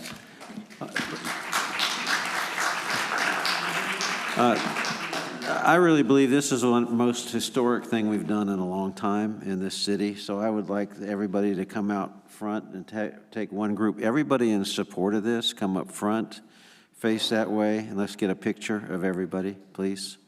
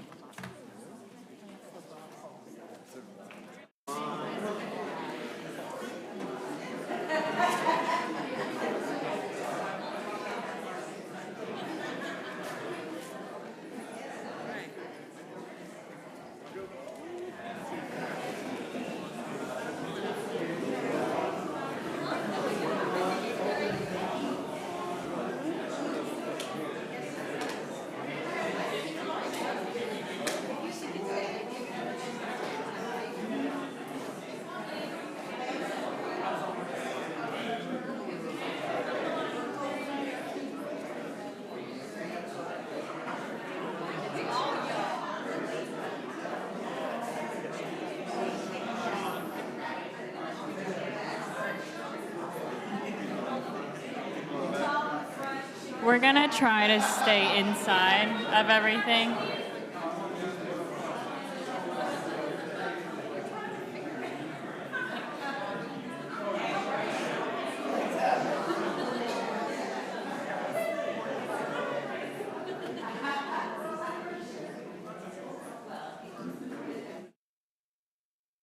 All right, ready? 1, 2, 3.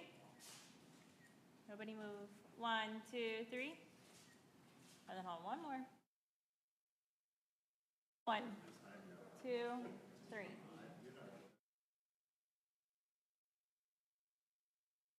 Thank you.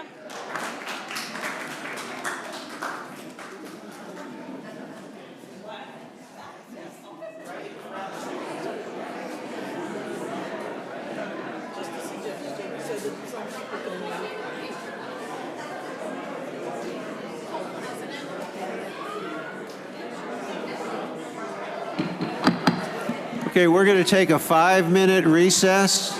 5-minute recess.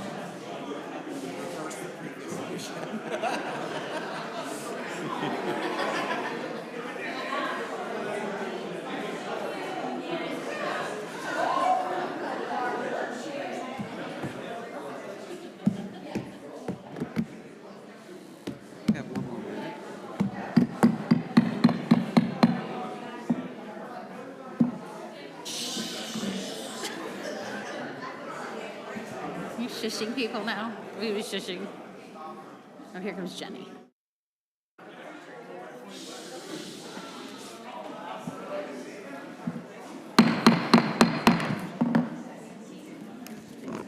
Okay, I'd like to call the meeting back to order, please. Next on the agenda, we're going to go up to old business, consideration of approval, Resolution 2026-82, approving the renewal of the Florida Department of Transportation Highway Maintenance Memorandum of Agreement, contract number ASU 57, between the Florida Department of Transportation and the City of Groveland for the maintenance of State Road 50 right-of-way by the city for a period of 3 years, accepting $26,775 annually for the payment, authorizing the mayor to execute the contract renewal. This was tabled at the last meeting, I think, and I think I turn it over to you, Mr. TJ. Thank you, Mayor, members of council. TJ Fish, Director of Transportation Public Works. Of all the myriad things I've worked on with the Florida Department of Transportation, this might not be the biggest one, but it's one of the more interesting conversations I've had in a while. So as I promised the council, as I attempted, and I will use the word attempted, to negotiate, it became very clear right off the bat, there's about zero wiggle room that DOT staff has on the way they've structured these maintenance agreements, and I'll tell you why. Basically, for a 9-county DOT district, the funds that are allocated for this purpose to maintain right-of-way, which includes typically mowing and just the basics, it's extremely limited. And what I got instead of the reasons was profuse thank yous and apologies that they couldn't do more, completely acknowledging that the city of Groveland has vastly improved the level of service of the way State Road 50 looks along the 6-mile corridor. So, and as we talked about at the last meeting, just take a look at State Road 19 from downtown up to the Turnpike, or State Road 33 as their contractor. And by the way, their contractors continue to be in flux. It became very apparent for the city council, your staff is making it simple. It's a level of service decision. Do not execute the agreement and go back to the previous level of service. I've got some images of that previous level of service on the screen. Mr. Walker and I collaborate heavily as we're going through our transition of streets and parks and public spaces, and he had these in the archive, and I thought, how helpful, because when you look at these images on the screen, it's not just that they mowed occasionally, it's that, and I'll emphasize this again, the solid waste or trash tipping station for South Lake County is just around the corner from this building. This is right next to Sampy Road, and at Sampy, that's where all the trash trucks go to dump their loads as they pick up trash, and it all blows out of those trucks into Groveland. And then you can see that their commitment to mowing was casual, not committed. So as you look at these images, I want to emphasize on the last couple, the trash. And when Mr. Hine got here in 2018, and I began working for him the same year, and Mr. Walker soon joined, he challenged us, get something in place to make it better. And we, having no other avenue, became a subcontractor under the contractor that DOT hired. But the good news is we went back to DOT, negotiated directly. Now the agreement's directly with the city. So again, they acknowledged at best they might achieve an 80 percentile of their goals for this corridor of keeping it mowed and maintained. They said Groveland's like at 120. You all far exceed, and believe, and it was conveyed to me, believe us, you are not the only municipality that has the same concerns shared by your council. You receive X amount, but you put Y into it. There is a delta. And again, I want to emphasize, it's really the city council's call, and many of you were not here back in 2019 when this was a constant topic, not just at meetings, but also in emails and phone calls. Why does 50 look so bad? So I want to just put that out there, that the history is rich on this. It's been going on for 6 or 7 years. And staff is going to recommend to you, keep the level of service high, and this issue doesn't go away. Let me put this in a bigger context.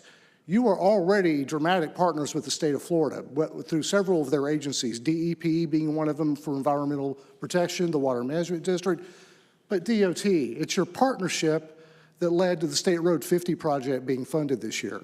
going under construction in the fall.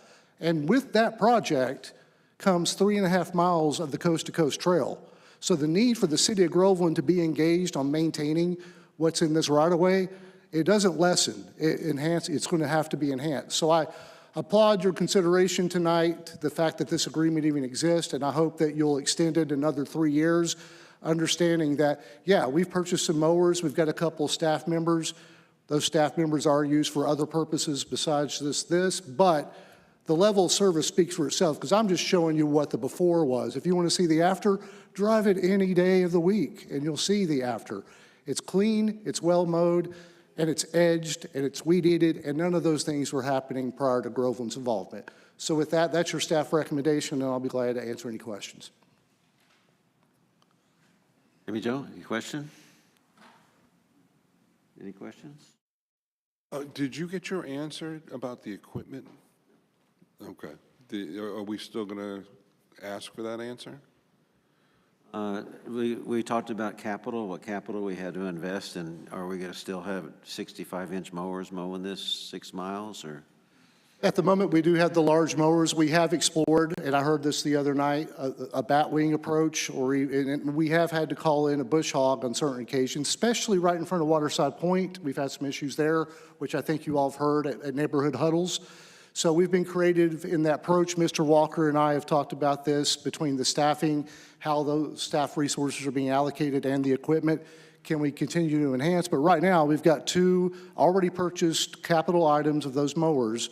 And as far as what next steps we take, we're also incorporating in the fact that the City Council did approve a maintenance agreement as the trail was built. And that trail starts this fall. It'll be complete in 2027. And the agreement says the City of Groveland will help maintain the trail as well as the State Road 50 right-of-way. So we're planning accordingly for that partnership. So this is tied into the trail, this partnership? This is part of the evolving partnership. This was its own agreement for State Road 50, but separately, as the trail was built through Groveland, prior to the construction, you've already approved maintenance agreements for those 3.5 miles. That's a separate agreement, correct? It is separate but related. Okay. Yes, sir. Right. Steve, did you have anything? Just to recap it, so I think at the last 2 meetings, the direction was, since we are providing a higher level of service, to see if DOT would be willing to up their formula. And then to recap it, when you reached out, they said, we love the level of service that you guys are providing. We're not able to change our formula at all. Correct? Zero flexibility at that level. So knowing it expires the end of this month, and understanding that, I'm being very candid working with DOT on many, many issues, I don't really see an avenue to get them to change for us something that applies to 9 counties, candidly. And I'm fine with, protecting the relationship since we are doing other things and they are moving things for us. And I know this isn't linked with that, but I appreciate you reaching out and trying because it is something on our side of we are providing a higher level of service. I don't want to go back to residents complaining that there is debris all over if we were to lower the level of service. So that's all I had. Thank you. Did you have anything, Vice Mayor? How often would the capital equipment have to be replaced?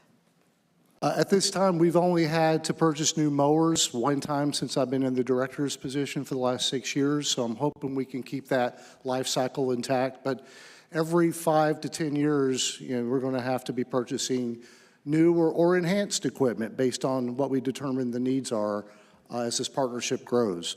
So, but right now, we've only had to reinvest once in the 6 years, going on 7 that we've been doing this. Well, can't tell you how disappointed I am. Three years ago, $26,000 was a heck of a lot more than it is now. Sure. And that's a heck of a lot more for them. And I'm not buying into the fact that they are spending the same amount this time. If we gave it back to them, that they're spending the same as they did 3 years ago. I am very, very disappointed. And so who are we dealing with on this, Mr. Hine? Who is the people? Who are we negotiating with? What person, or what department? Is it Mr. Tyler, or who is it?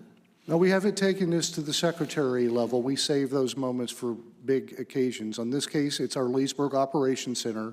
It's staff that literally is in Groveland and Lake County regularly. They commented profusely on the level of service that we are providing. And, it is completely through that operations office that controls the contractors for Lake and Sumter counties. Well, I'm not buying it. I just, I'm not buying it. We could almost say, how many times a month do they have to mow the grass? Do they have a level of service once a month, twice a month? If we could get rid of how many times a month before we break even, let them have it, and us make it up. I mean, I'm not seeing how the numbers reflect. It's $500 a week, $500 a week, right? You mentioned an option, Mayor, that we could forego doing the agreement and let the contractors take over and then just augment as staff and the council directs. And would that be profitable? Would that cost us less if they took up 12 times a year? And we, because I just don't see $500 a week. I pay more than half of that just to do a yard, and we're saying that I'm not buying it. I'm sorry. They have to take it back over. It's going to cost them a heck of a lot more, and they've got to put their pencil to it too. I'm not buying it. It's just I think it needs to go up a stand. And I understand the partnership on Highway 50. I also understand the city put up $10 million that we paid interest on over a number of years, almost $1 million worth of interest to get that partnership. That we didn't get that interest back. So it's always been a kind of a partnership, but it's been a little bit more fair than what this is. And I appreciate you taking it to the operations center, but are they the ones that's going to come out of their budget if we say no, the operations center? Well, I think what they would say is they would find a vendor who's willing to do it for 26/7, and it may be that they're only coming out once a month. And they're not going to find someone to do it at the level of service that we're getting. They're just going to give it to someone. They will find a vendor who will say yes, but that's probably why they all change vendors every 6 months, because they're finding vendors who can say yes. They do it once a month, the cities aren't happy with it, and then they rebid it to try to find another vendor and just do it over and over again. That's probably the case, but I also will say that we have a big problem on 19. Are we going to take that over? You can walk by and see things that aren't healthy along the road. I wouldn't let any kids walk down that area. So does that mean we're going to have to take that over too? I mean, we have to come to some resolution on this stuff, and the city can't pick up everything. And we've got to figure it out. And level of service, we need to get with our representative on level of service. I'm sorry. We just can't keep taking it over. Not at $26,000. I mean, if they paid half of it, that would be great, but $26,000, even half of it, I would expect when you put capital in there. I completely understand your disappointment. I want to assure you, I always look for an opportunity with the Florida Department of Transportation to get something for the city of Groveland. On this one, it was very apparent to me there was zero flexibility that the staff has. Even going to Secretary Tyler, I don't know that it changes, and I can't speak for DOT, you know that. But I got the strong impression there's no flexibility on this. Otherwise, don't do the agreement, let the level of service go back to what the contractor provides, and then we can maybe make a decision from there. But having been here and lived it, that's why I'm making the recommendation. This was not palatable to the community back in 2018 to 19 when the decision was made. What's the expiration date? It goes through 2029, so through February. Expiration date of our current contract? Oh, it expires the end of this month. The end of February? Yes, sir.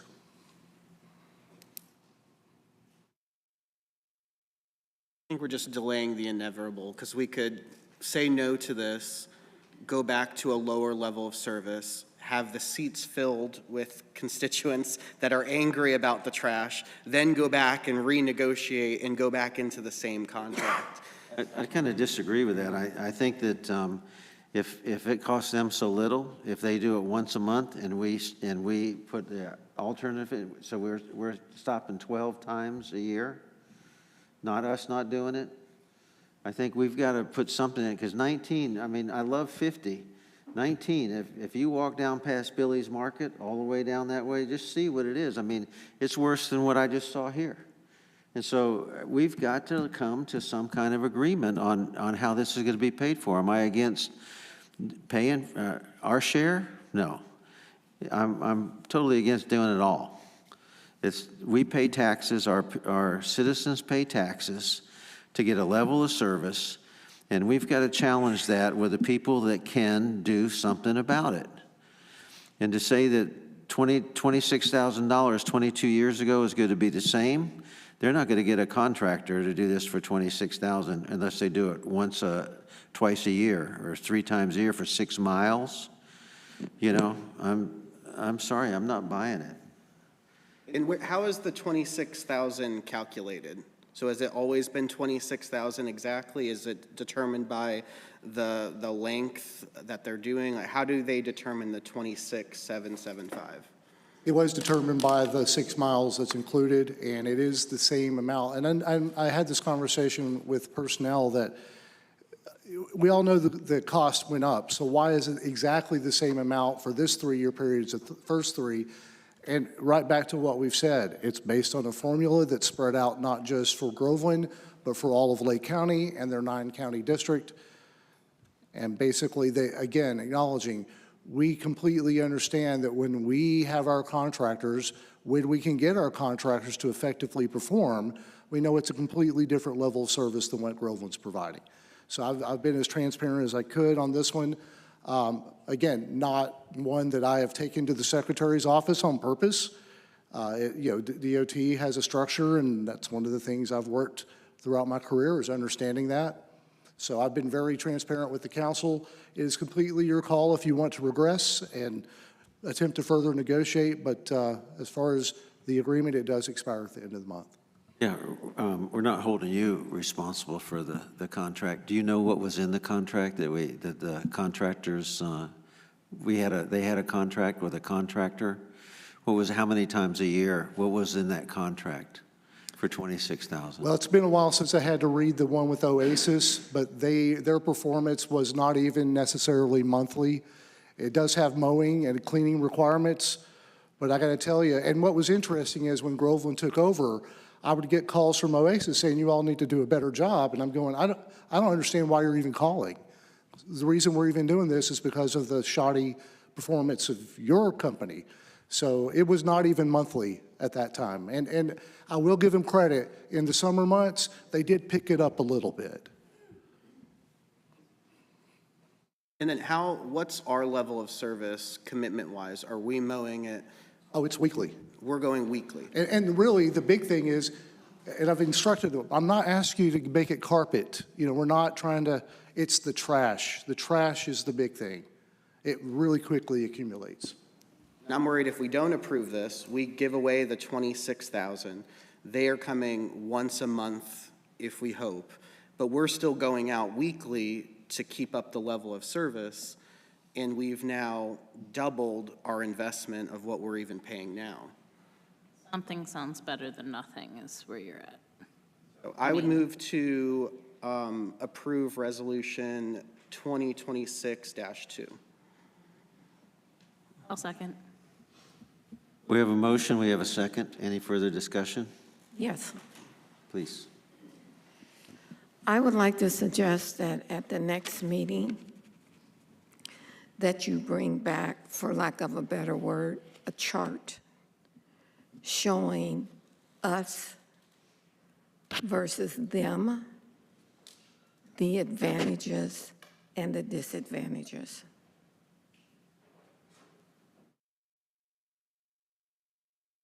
And that chart would be us versus them, cost and labor. What exactly, give them specifics so we have a...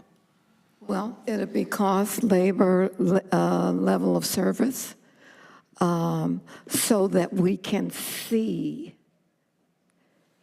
here's why you need to let the state do it. Here's why you need to let the city do it. Break it down so we can see everything that would be needed to make an informed decision. TJ, we're just using these people to do this for 50% of the time, right? Correct. 50% of the time they're working for us. And they're available for Public Works to do what the team does beyond 50 as needed. Right, so if we got rid of that contract and we didn't mow anymore, we still have those employees and that equipment for the time that we needed it. Correct. So we're just getting reimbursed, not for all of the service, but we're getting reimbursed for some of it. That's correct. And we're getting credit for our stormwater maintenance as well, which looks good for the city. You could look at it another way, that if you're paying 50% and you don't have it anymore, you get 50% people leave and you get 100% for the city. I agree with you. I don't like what they're doing. It's the bottom line. If you have them do 12 times a year at $500 and we're not spending in $1,000, which one do we come out better on? You know, and if we're mostly just picking up trash, that's another issue. But we have a motion and we have a second. The motion was to accept this 2026-02. Well, what about the comment I made? Mr. J. Cox just ran by that. I would like to, for consideration, again, I go back to, I would like to see us, them versus cost, level of service, and et cetera. And respectfully, Vice Mayor, Mayor, and Council, that's one of the reasons I thought picture speaks 1,000 words. The real comparison is I can show you what the contract with Oasis reflected. That does not mean it was perfectly fulfilled. And you know what you're getting from your own staff. So for what that's worth, the photos do speak. Because we would be giving away 26,000 and then hoping that they're coming once a month, but still have the same amount of staff and then still go and try. I don't think it's a perfect solution, but it's a lot better than having every seat filled in here with constituents that are seeing our level of service dramatically decline. And then when we tell them that we decided to reject this without a clear plan to chase down, like, what is TJ's time then going to be spent on following up with Oasis every other day because we all see trash, you know, everywhere. So I don't think it's a perfect solution, but we've delayed this, I think, 2 or 3 times. So I think it's time to either approve or deny it and then move on. Sometimes. We have a motion, we have a second. Any public input? Mm-hmm. Oh, yeah, public input.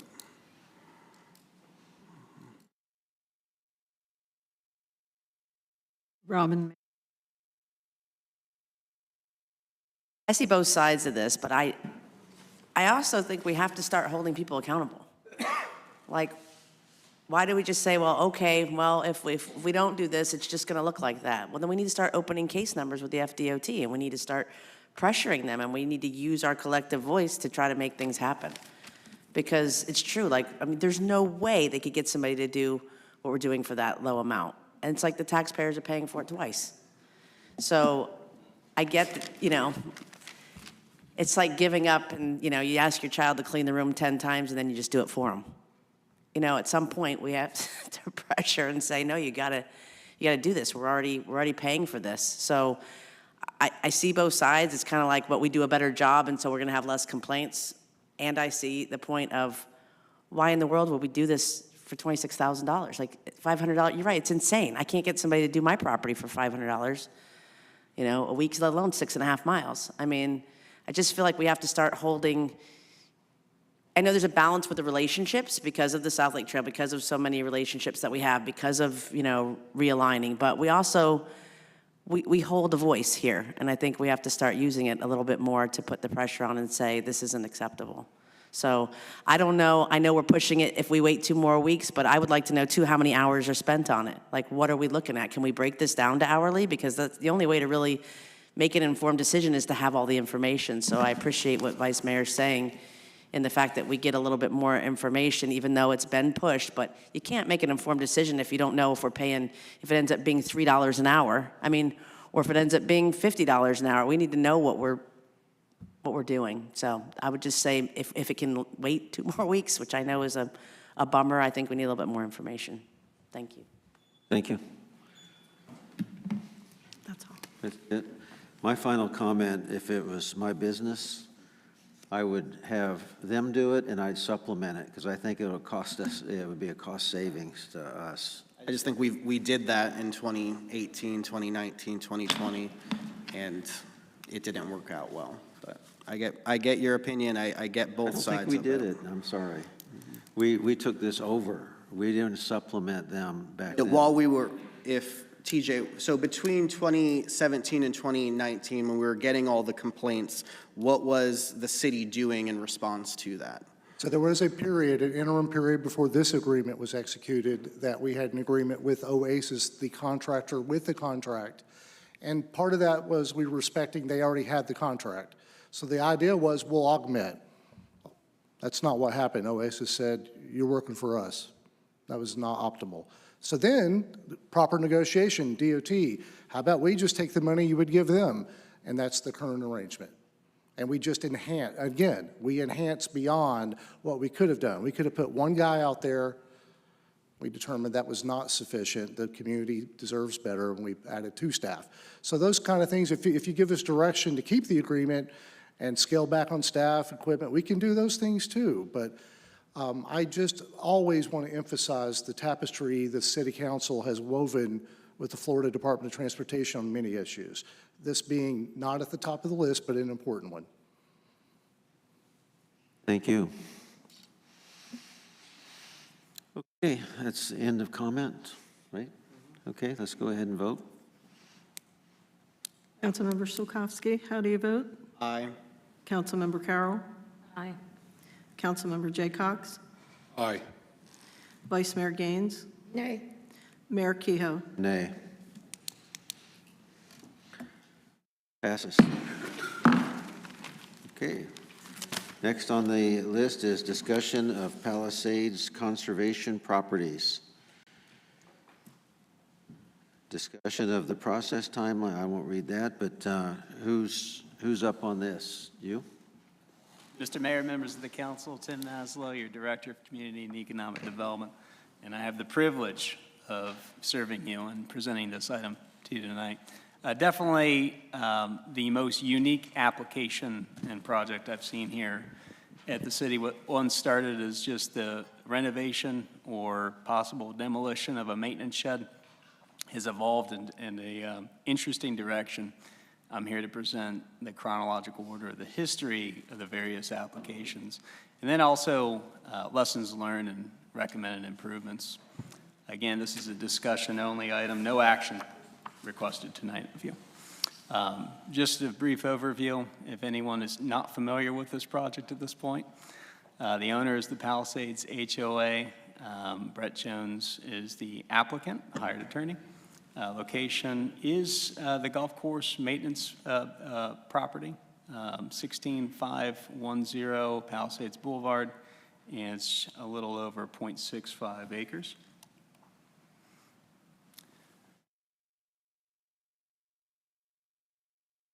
Let me make sure this is working. There we go. What was likely going to be a simple application evolved into a series of applications, and there's reasons why I have all these various applications on one slide. It demonstrates the complexity of this case. There was a code compliance violation, which I'll break down the history of that.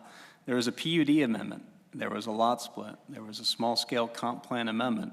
There was a rezoning. There was a special exception use.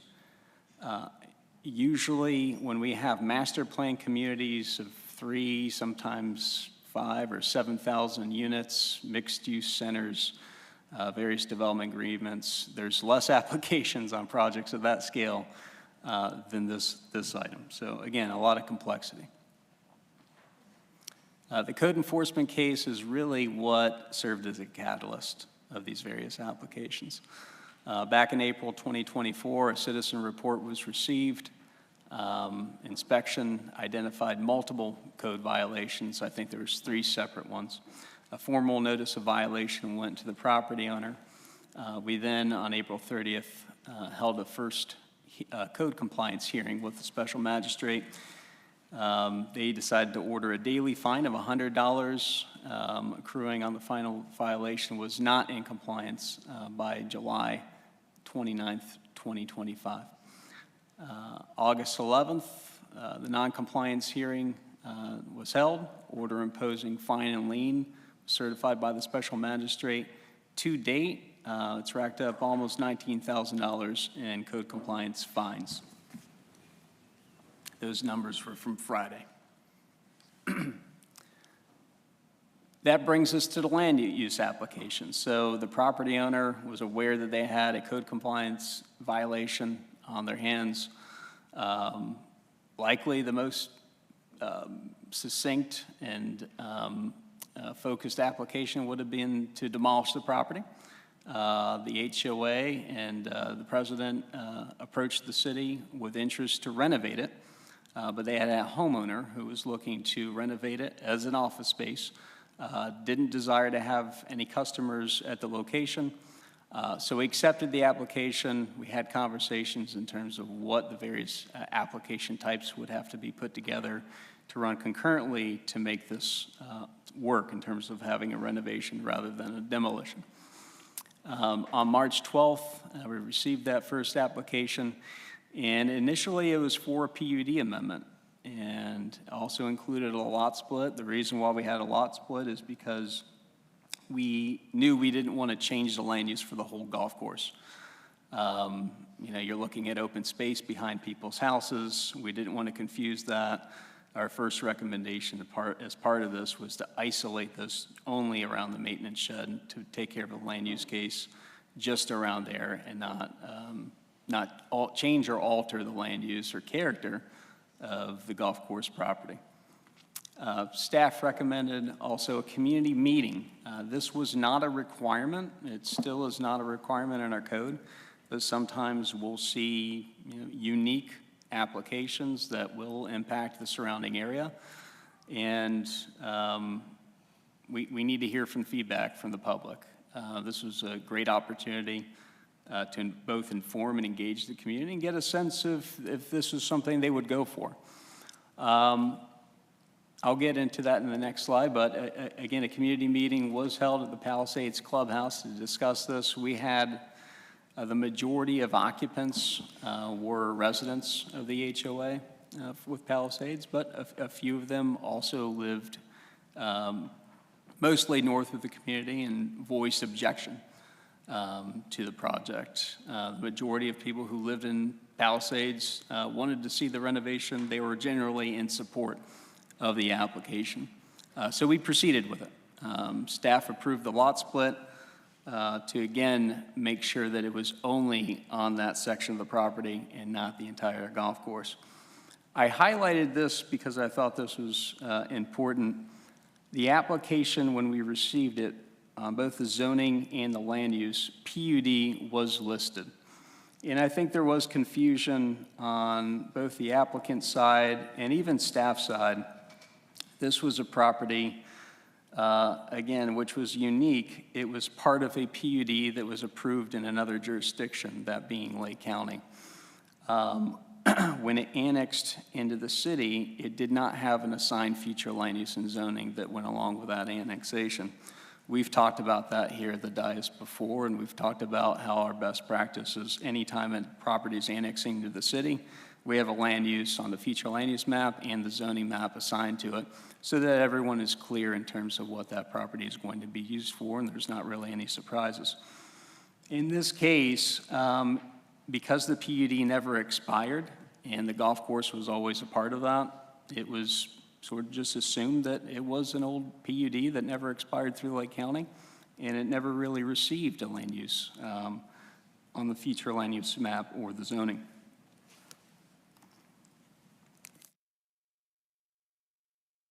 Going to May 16th, with further review with staff and the city attorney, we requested the applicant to resubmit the small-scale comprehensive plan amendment because we recognize not only just a PUD zoning would have to happen or amendment, but we needed a future land use map amendment along with a rezoning to another category outside of PUD, because at the time, and still, the city doesn't offer the PUD land use. This was a major change that we made back in 2020. A lot of feedback that we received from the public at that time, including council and P&Z, is we were done with PUDs. We were over them. We wanted to stop negotiating different unique land uses with developers and come up with our own standards. That's ultimately what led to the town, the village, and the hamlet, and those new mixed-use walkable communities. On May 19th, 2025, the applicant submitted an application for the small-scale comprehensive plan amendment, rezoning, and special exception use. PUD, again, was listed as the zoning and land use. And that's really how the application was processed, under the understanding that it was part of an older PUD. When I say small-scale comprehensive plan amendment, just to make sure we're all on the same page, anything over 50 acres is considered a large scale. That's unique because it requires us to submit the application to the state of Florida. Anything below 50 acres is considered small scale, and it doesn't require us to submit that to the state of Florida. Just want to make sure we're all clear about those various application types. On July 11th, 2025, staff confirmed that the mail notice for the lot split had not been sent or sent yet. Only on-site posting had occurred, it was pending final legal review. July 16th, we held a P&Z meeting. Again, it was listed as a Lake County rural future land use and PUD on the zoning. It was a well-attended P&Z meeting. This room was packed full, mostly of Palisades homeowners and some of the homeowners to the north who objected to the application. At the end of the day, the P&Z board recommended approval, and I think that was a unanimous vote at the time. We brought that to the City Council on August 4th. Staff presented the application. We had the first reading. Again, the same land use categories, Lake County Rural and PUD, were listed. August 18th was the second reading, same information. City Council voted to approve the item. We thought the case was done. Post-council action. So on August 22nd, we heard from a member of the public, and they had some concerns that the proper notifications didn't go out to all the property owners. We re-looked at that, and what we realized is this map on the left-hand side shows and demonstrates the application, or the properties that were notified. But that was really just for the property that we had thought had completed the lot split. Went through the application process, was reviewed by staff and approved. It was just never apparently recorded by Lake County. From a technical perspective, since it was not recorded, we felt it was more appropriate to go back and make sure that 500 feet of the whole golf course property was properly notified by mail notifications. Keep in mind, we did notify, I would say, several various notifications went out about this property, mostly on social email, on the city website. We held a community meeting that was not required necessarily. A good amount of people were aware of this project, but again, just to make sure that we were technically proficient, we went back and redid the notification. On September 9th, 2025, the city attorney finalized the notice of subdivision. The city surveyor approved the final legal description for the second time for the lot split. On October 17th, 2025, the minor lot split was approved administratively. On October 18th, 2025, the minor lot split was recorded through Lake County, and then we went back to P&Z for November 6th, made sure that we had properly notified all the residents, made sure that the lot split was actually recorded this time, and did the process over again. And P&Z unanimously recommended approval. So we go back to council at this point. December 1st, we held the first public hearing. The land use didn't change. The lot split was recorded. At that point, that was the only information that we thought was different. We properly notified all residents in the area within that 500 buffer of the golf course. The land use was still Lake County rural and PUD based on the application information. On December 10th, staff confirmed with the city attorney that the property was assigned to City of Groveland conservation future land use and zoning during the 2020 code and map update. Ordinances 2019-53 and 2020-30. These are unique because they were not isolated for the golf course property. They were citywide updates. And when we pulled the records for the actual property, it didn't come back because, again, those applications and those citywide updates were not specific to just that property. So there's some confusion around that. But at the end of the day, that is the future land use that was submitted to the state back when we did the update. It was approved and blessed by City Council, and we stand here today and with a unified agreement that that is indeed the land use category today is conservation. On December 15th, staff prepared an updated staff report reflecting the correct conservation feature land use and zoning. We re-noticed and re-evaluated the applications using accurate information. To this point, the applicant has asked to continue the item. We received an email from the applicant, I think just about an hour before the meeting. Haven't really had a chance to review that yet, but I don't believe they're in attendance tonight. A lot of lessons learned here. Sometimes I joke with their staff, I don't know which has more holes in it, the actual building or the application process. So quite a bit to unpack here. On sufficiency review, so when we get applications, when we receive them, this is the first thing, is we need to make sure that we go through all of our records and we could clearly state that either agree or disagree with the applicant on what the land use actually is on a property, along with other information. Usually we're pretty good at that. This is the first time I've ever seen us have that issue, unfortunately. Improved map documentation. Moving forward, the city's interactive maps will reference the adopted ordinance, adoption date, both prior and current feature land use and zoning designations. Staff is also evaluating improved map interfaces and correcting display limitations to ensure properties with multiple land use designations are accurately shown prior to relaunch. This case has come up, it's been brought to our attention that some properties that are large that have multiple land uses, including conservation, pardon me. For example, there's been some properties in the downtown area that have both conservation and town core. The map depicts both in both colors, both land uses, but because of the limitations on the text, it only shows conservation. It doesn't show the other zoning category or vice versa. So we're looking at new softwares that allow us to list both categories if there's multiple on a property.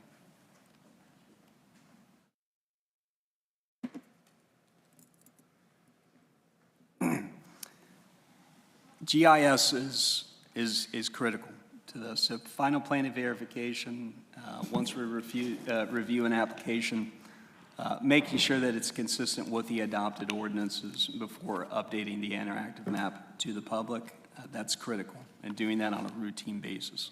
Can't be done annually. We have to make sure it's done right after the project receives a blessing or approval through the City Council. our map records, making sure that we archive them. When properties receive a new future land use and zoning, GIS should produce an updated PDF map for archiving to be shared with the city clerk's office as a record. And that brings us to GIS services just all around. At the end of the day, the two biggest issues that we saw with this property were both related to mapping. You had notification errors that happened, you had land use issues that happened, and having a more routinely serviced GIS system here in terms of, pardon me, the maps that are shown to the public, maps that are shown to the applicants, maps that are shared with just our staff. We need to make sure that we have the right information that's being routinely updated. We also want to make sure that when we share a map with, on the website, it doesn't only just show the land use category, it actually shows the ordinance, the date that ordinance was passed, and it has a link to that ordinance just so it's very clear in terms of when City Council had the approval for that land use. We used to have GIS services in-house. There has been some turnover. We do have 2 planners, but we really lack that GIS capability right now.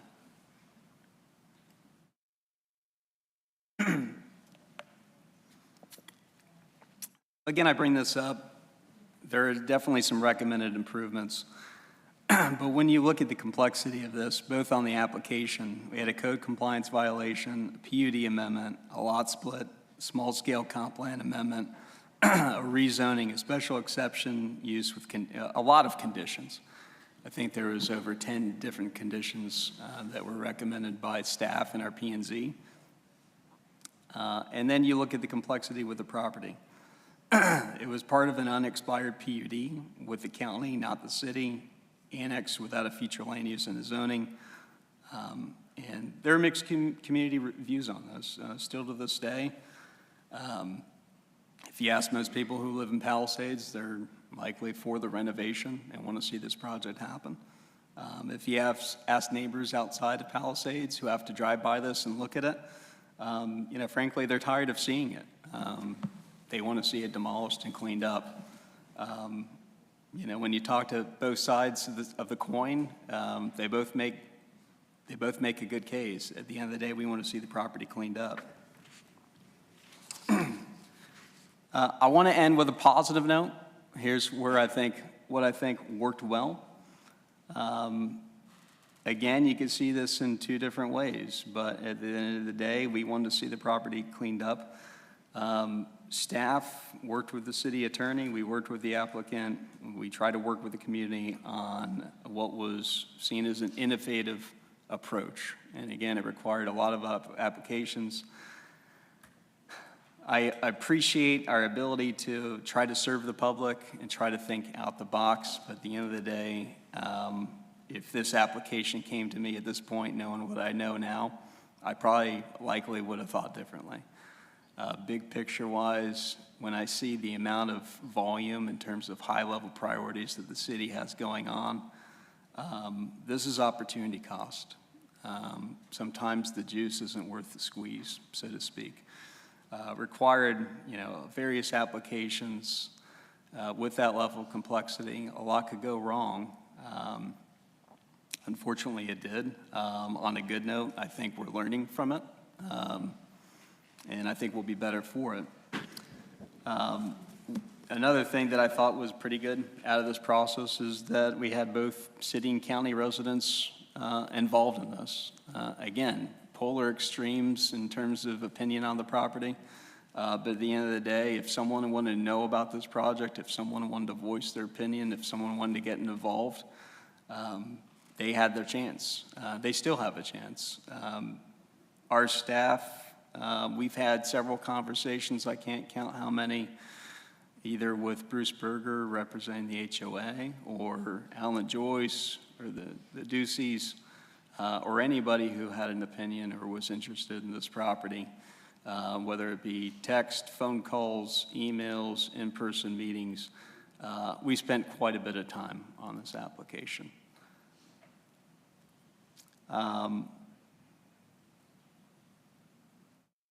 Issues have come up as part of this. There has been some lessons learned. I commend the city council taking this seriously. Even though it's the renovation of a maintenance shed, it's brought out some flaws and opportunities to improve, and it's important to go over that. I also want to commend the city manager and city attorney for making sure that we work together and make sure that these items are addressed and we don't forget about them. Our objective remains consistent throughout the project. It's a messy application, it's a messy site. We want to find a win-win. We're still committed to this day to see the property cleaned up, and hopefully we reach a solution that, you know, the residents to the north and the residents of Palisades can agree to and be proud of. It's difficult, it's challenging, but we're committed to it, and I'm still optimistic to this point. So with that, I'll leave it to you for any questions. Thank you, Mr. Mayor. Thank you. It's very detailed. Thank you. Questions? Amy Jo? Yeah. Okay, I have a few. So one of the biggest issues here that was not addressed is that in both cases when we approved things and then had to go, wait, we can't do that. You had the information from the residents before the meeting. So we could have taken the information they gave you and looked it up really quickly and seen whether they were right, wrong, or indifferent. Instead, we were assured that they were wrong. So we've embarrassed residents, we've gaslit residents, and we're like, well, it's okay. I'm just really stuck. I don't know what the path forward is with that. But I'm still just absolutely disgusted. Even just with this response, I understand it's a learning opportunity, but you didn't address that still. We still haven't addressed the residents that we ignored and gaslit. Like, that's a huge, huge issue for me. I think that's all I have right now. Thank you. Mr. Jaycox? Yes. When was when was the date of the purchase of the golf course by Groveland? I want to say, I don't have that exact date. I want to say it was back in 2019. Okay, so we owned it in 2019. Okay, when was the sale back to the HOA? Was it after? I believe it was the year after. Again, I don't have that exact date. What I'm trying to get to is, was the ordinance making it conservation in between those two dates? So I believe it was, so I believe it was zoned. And when we gave it back to him, we told him it was conservation land, didn't we? I believe that is likely. Okay. So I'm not sure how well it was communicated as part of the transaction. I wasn't deeply involved in the transaction, but that was possible. The future land use map amendment and the rezoning happened between August and October of 2020. Okay. So once Groveland bought it and annexed it into Groveland, the Lake County PUD was no longer in existence. Groveland didn't have to follow that anymore. Groveland owned it now. So it was Groveland's decision to do everything. So the application was flawed the second they put the word PUD in there. I agree. And so what are you going to do to stop that? That's the most important thing. If the word PUD was picked up and said, hey, this is no PUD, it's not a PUD anymore, because we had this land once. It didn't exist anymore. And again, what Amy Jo said was 100% correct. You had the information before the meeting, and no one bothered to confirm or deny what they were saying. They were saying such specific things that we really should have looked at it before we brought it to the council, before we did it. We really should have looked at it a little deeper. Steve? And so moving forward with the current applicant, let's say they don't bring anything before us, what is our next recourse to make sure that the building is not still standing? Are we still assessing charges on it? What is the next steps for the actual building? Fines are still accruing. The only application that's been processed and applied for at this point is a demolition in terms of building permit. So if nothing else is filed, we would just continue accruing until they finally submit to tearing it down? A renovation would likely take more time, but as of now, it's still accruing, yeah.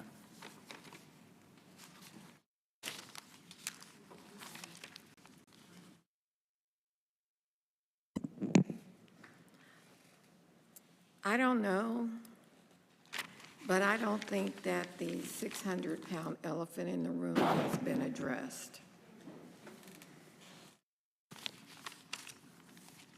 Outside of that, I do have a couple questions. I saw earlier in the presentation that there was a fine being accrued. I think I saw 18 grand. Is that fine still being accrued? Yes. What are we up to now? It's just shy of 19,000. I have the exact amount if you'd like to see it. Just shy of 19,000. 18,983. I'm sorry? Just shy of 19,000. 18,983 and 60-something cents. I missed the last number on the slide. Who is actually responsible for the updating of the conservation map? Our maps have been done in the last 6 years or so, mostly by a combination of David Osherman, who used to work for the city, who's been a part-time consultant. He's retired, and we've retained some of his services, along with Francis Franco. He's another GIS consultant. So we have 2 part-time right now. So 2 part-timers, how often do they update the conservation map? The conservation map is part of the future land use map. It's supposed to be routinely updated after every amendment that's approved by the city council. I'm sorry, Director Tim? Every time the city council takes action and amends the map, that's when the map is supposed to be maintained and updated. So when it came to pass that the map was wrong, showing the conservation, how long before that had it been updated? Usually it's updated multiple times per year. Not necessarily for each property, but again, if anything is amended, the map is updated at that point. So was that a slip up? Which part? Not showing that particular area as conservation? Yeah, that was a mistake, yes. Slip up. Okay, so my question is, do you know how soon before that happened, that was identified that night, when the last time was that that map had been updated? I don't have an exact date, but again, it's supposed to happen really throughout the year, again, with each application that's approved by the city council. Okay, thank you, Director Tim, but I still think that we have not addressed the 600-pound elephant in the room. Thank you. Thank you. I just want to go back to some of those questions, because I didn't quite catch them. Who's responsible for the maps? At the end of the day, the city is, the city staff is. We have consulted some of those duties out to 2 consultants that are part-time. Yeah, but who's responsible for the consultants report to somebody, the consultants aren't. Who is responsible for the maps and maintaining the maps? I take responsibility for that. What is the date now? We've gone over the maps, we've gone over the maps, and land use doesn't match zoning, and there's some issues there. Do we have a date on when those maps can be updated now to be put on?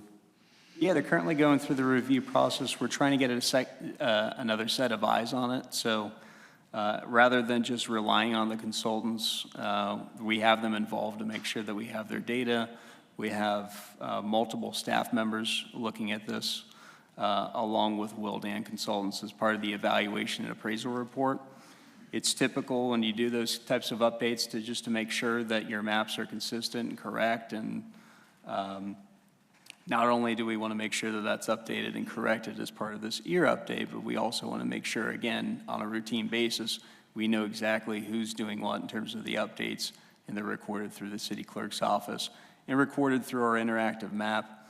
One of our other issues that we realize is that we've had multiple maps out there. There's one with the city, there's one with the county, and there's some static maps that are also shared. Those to update several of those maps rather than just one has been problematic, especially when you have multiple consultants involved. I want to make sure that we have one consultant or an in-house GIS specialist who's routinely taking ownership of that, making sure that it's routinely updated. And again, having one map instead of multiple will reduce confusion, not only with staff and applicants, but most importantly to the public. Okay. But do you have a goal on when that's going to be done? Our target date is April as part of the year update.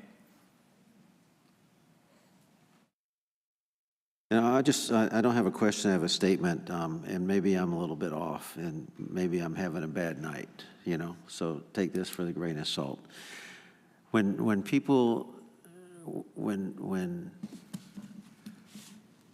places of work take consultants' word as gospel and initiate that as the law, they aren't in control. And there's a need always to be in control because the consultants are here and they're gone, right? And there needs to be somebody that signs off on that and takes full responsibility. You can farm this out and that, but at the end of the day, it's my belief, it may not be anybody else, but you can always delegate tasks, but you can't delegate responsibility.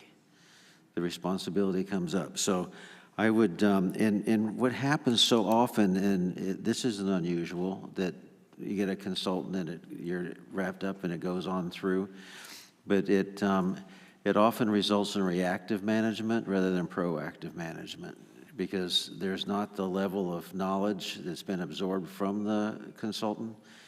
Not only a level of knowledge to make decisions, but a level of knowledge to go on and be able to do that with your own people later on because the consultants there are probably there to educate. So I would really, really appreciate us understanding, and maybe I'm off on this, that a consultant, I don't even want to hear about a consultant.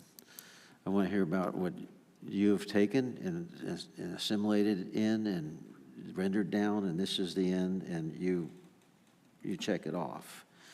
But because I believe I'm only offering that because I believe a lot of this could have been avoided, if that would have taken place. Any further questions? The map was correct when we sent it to the state in 2020, right? Correct. It said conservation in 2020. That's correct. So the map always said conservation. It was the correct fact map. that the applicant put on the word HUD on his application to us that confused the staff. That coming from the applicant along with you have to think, PUDs are typically PUDs unless they expire. This property was a part of a PUD that never expired. And again, it was with a different jurisdiction. That is, I can't think of many properties that have that type of history. Any further? Yes. Another question. And this one's for Mr. Hines specifically. Because at the end of the day, Mr. Maslow doesn't answer the council. So Is there any other things that you would recommend to improve the process or to make sure that we don't have these types of problems? Not even this specific problem, but this type of problem again? Yeah, Mr. Mayor, members of the council, that's a fair question, and one would be to slow down.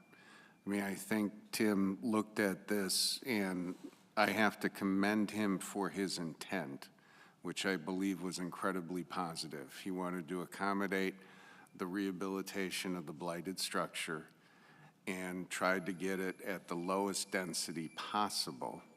So he developed an incredibly elegant solution to what was a Gordian knot, basically, without understanding the underlying complexities.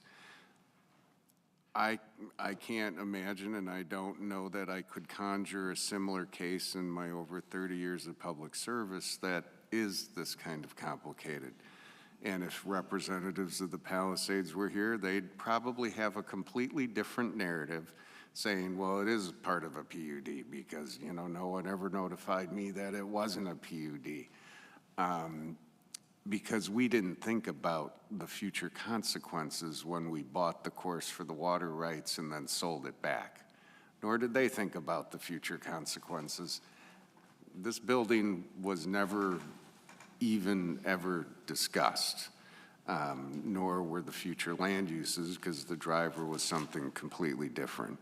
So you are completely spot on, and Tim is correct. We used to have an in-house GIS analyst, Richard, who was an interesting individual who retired from the county and then came to work for us at the city. We can't bifurcate and have as many consultants. It may cost more from a short-term monetary standpoint, and you've charged me in different ways for the same thing to build the capacity of an organization that can accommodate the requirements for a growing and a complex organization. With the EAR amendment, as Tim said, they will have mechanisms in place, and some of the ones he's already demonstrated this evening make sense with some checks and balances and stop gaps, like don't move it forward if this. So that's a start, but I think we'll look more in earnest to ramp up our capacity to look at processing equally as much as planning, because the emphasis has been to get ahead of the growth and do plans, revise the development code, revise the land use categories. Now, since we're not doing PUDs anymore, and negotiating with developers on specifics of that type of stuff to focus more on the internal integrity of making sure it doesn't happen again. Because we did screw up. Thank you. Just to you trigger something, the cost. Are we exposed in any way to any of the parties on cost? Mr. Mayor, members of the council, that would be a legal question, but I'm sure everybody's talking to attorneys about the culpability, responsibility, liability. And just when you look at the fines that are being accrued on the code violations, I'm not sure the applicant had a choice per se, except to have those fines accrue, thinking they were going to bring resolve to it.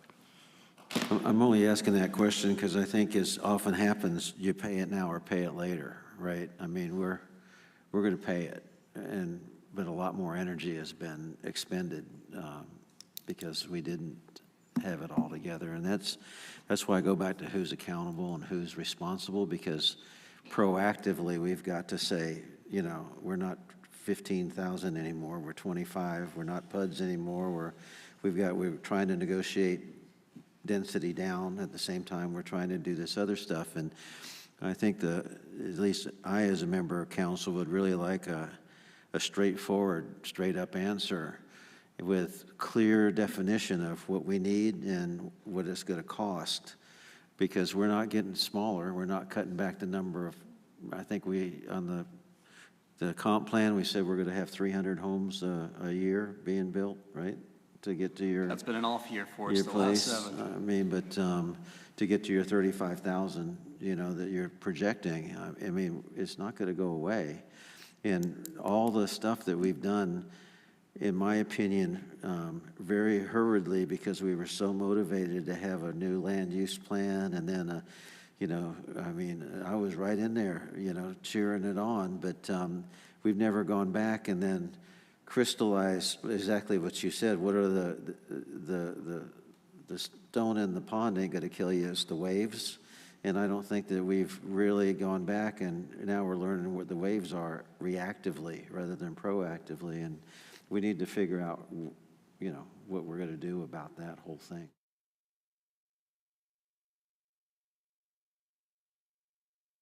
Okay, we're going to open it to public comment now, please. Yes. Christine Loudon.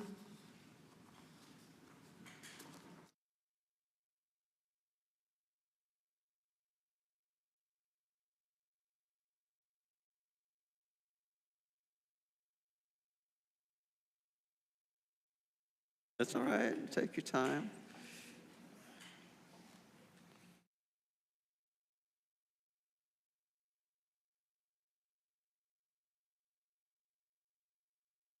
My name is Christine Loudon. My address is 157 Harvest Gate Boulevard in Groveland. I'm a Groveland resident, and I'd like to thank the mayor, the vice mayor, and the city council for allowing me to speak. The following is my opinion and observations. The city manager in his email said that the whole Palisade issue was based on a false premise. Palisades and the city council were led to believe by the city's experts that this was just another cookie-cutter land use rezoning. Simple, 1, 2, 3. We showed up multiple times and informed you the issue was not properly noticed to the affected owners. The issue violated your own comp plan. The issue violated your future land use map. The building and its premises were terminated due to being abandoned for 6 months. Were these experts proactive in hearing and addressing our concerns? No. Instead of being proactive and fixing the issue, they ignored us, spoke against us. They ignored the Florida legal cases we shared with you, and then they pushed you to approve the issue. They pushed you into the position that you and the citizens are in today. And now they say they want to protect you by ignoring us again. You paid experts, ignored what their own comp plan said. Your paid experts could not see what their own future land use map showed. Your paid experts forgot the city passed not 1, but 2 separate ordinances confirming that this land was conservation and its zoning was conservation. And I believe that you are on the zoning board. Is that correct? I work for the city. You work for Liaison them. to the P&Z. Gee, and being a lawyer, you bill by the hour. This is definitely to your financial benefit. Oops, my staff made mistakes. Oops, I didn't look into it. You are an attorney, correct? Ma'am, you have to address me. I mean, our rules say address the chair, okay, please? Just Okay, don't address anybody. my apologies. Let me see. At your August 4th, 2025 council meeting, Brett Jones said this about the property and the comp plan. When this was annexed, the comp plan and the zoning, it just wasn't established. Didn't exist. Now the truth, your comp plan was a big deal in 2020 when the land was annexed. And the comp plan had its first reading by the council before the property was ever annexed and had its final approval 2 weeks after the property was annexed in August of 2020. Sorry, I don't have a specific date. Did the administration proactively stand up and say to the council, Brett Jones' statement is misleading? No, they stayed silent. As a matter of fact, Tim Maslow followed up and reinforced Brett Jones by saying, if it were done today, it would have a land use and zoning. Why did Tim say that? Instead, Tim should have said, council members, please do not listen to Brett Jones. This property has a land use and zoning for many years now. Your city... Bring it in for a landing, ma'am, okay? Pardon? Let's finish it up, okay? I'll give you a few more. Okay. Well, the bottom line is, please vote us a pause for further clarification to be made. Thank you very much. I appreciate that. Douglas Anderson.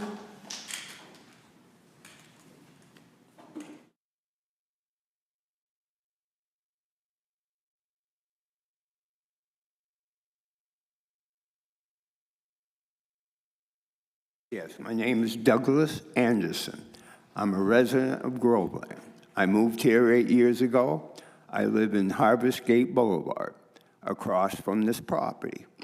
I keep bringing this up because this is a complicated issue. But I worked for Palm Beach County as a project construction manager for over 20 years. Before that, I ran a public works for the town of Lake Park. And before that, I was in the military in the Seabees with construction training. So I have dealt with this every day working for Palm Beach County. And I came here and I listened to this and I knew disinformation was being provided to you. You did not have the right information to make a just vote. And we've come here many a times, and we've just been ignored. Well, we know the law. I've worked in it. And if this isn't settled right, there will be appeals to the county and the state. We've had discussions with the county. This is conservative land, in their opinion. So we need to come up with a solution. I understand that a solution was offered this week where Palisades would sell the land to you. And then we could, yeah, I'm sure you haven't heard this. And this is the problem. You're not getting the right information. Now, they said they would give us an answer. We never got an answer. And now they're still trying to ram it through. You, the council, need to dig into this big time, because this is going to lead to big problems. We're not giving up. Every time we've come here, I've always felt that you've leaned to Palisades. They don't live here. We do. I've looked at that thing for 8 years. 8 years now. And it's still standing. They're not paying the fines. They're ignoring you. This is getting ridiculous. And resistance is growing day to day from the property owners. And I think you should consider the property owners in this county and in this city more than Palisades that don't even live here. Thank you. Gregory Ducey.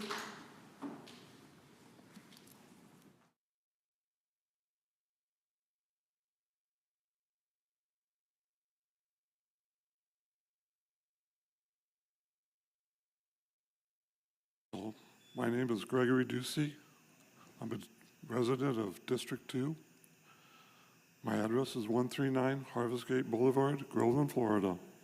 Most of my opinions and comments are related to the agenda item 2, along with the memorandum that you received 3 days ago, as well as the comp plan. And the future land use map with conservation is in the comp plan, chapter 1.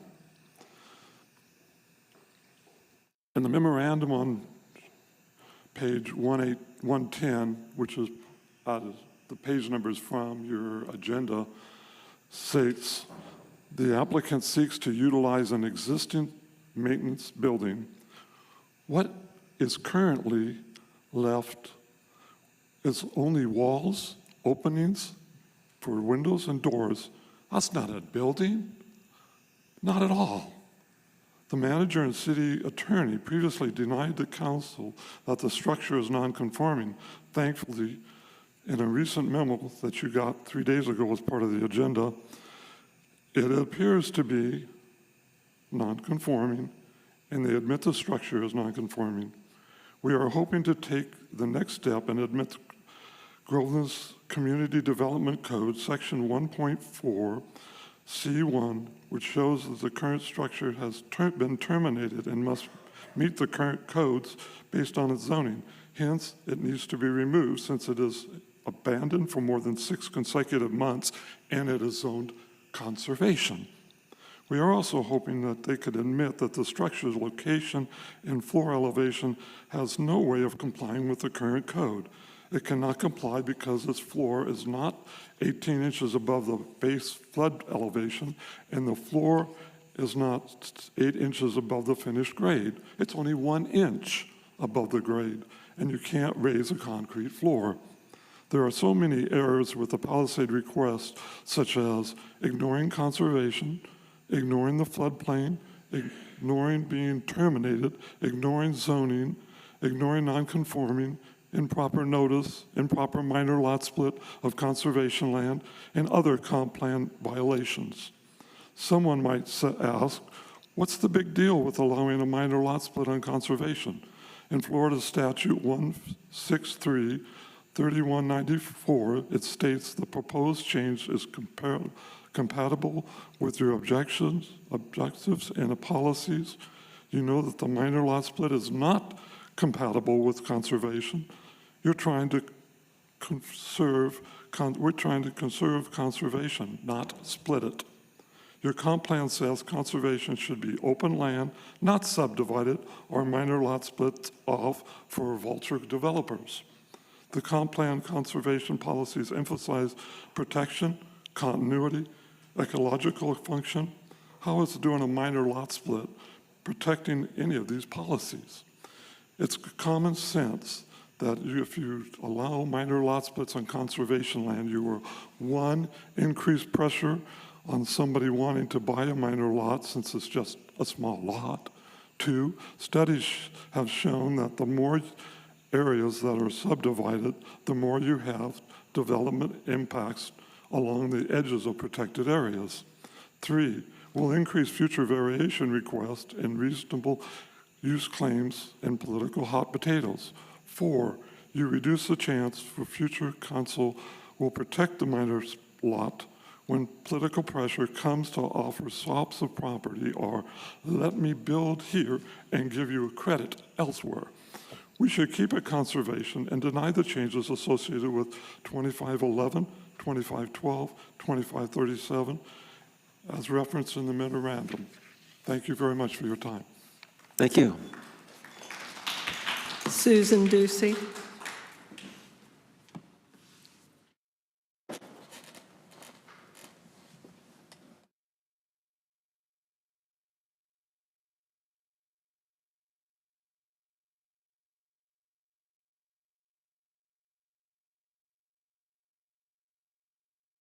Hi, Susan Ducey, 139 Harvest Gate Boulevard, Groveland, Florida. Mr. Mayor and City Council.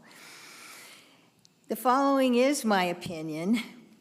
The city manager has asked for more time to negotiate with Palisades, but at the same time, he gives you a memo for the meeting showing that they're trying to change the zoning from conservation and have the business on the property, and we're asking for two things. One, please tell the manager that you do not support changing this property from conservation, and two, if the manager needs more time, we're asking for a pause on the clock to A, appeal the manager's minor lot split of conservation land, or B, appeal the city attorney's refusal to acknowledge the Palisades abandoned structure was terminated. Page 12, section 1.4 of your community development code under non-conforming use and structures speaks about termination. A structure is terminated if it was vacant or abandoned for 6 consecutive months. Once it's terminated, it must meet current codes and not the codes when it was first built. Previously, the manager and city attorney would not admit the structure was non-conforming or terminated. Now they admit the structure is non-conforming, but they still refuse to say the structure was terminated. Terminated applies to the use, what we're doing with it, but it also applies to the structure, what we're under, part of the code. Your own code has terminated the structure. We're hoping that you can help the manager and city attorney say terminated. This structure was built in 1991. Since that time, the world of conservation protected and comp plans has changed in Florida due to lessons learned. If the structure, what we're under, has to meet current building codes, how will the city ignore all the new requirements?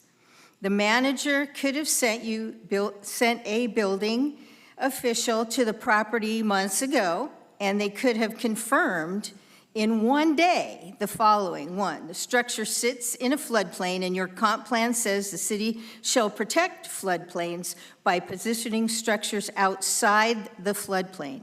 Two, the structure sits next to a lake in a shoreline protection zone, and your comp plan says there shall be no buildings in a shoreline protection zone.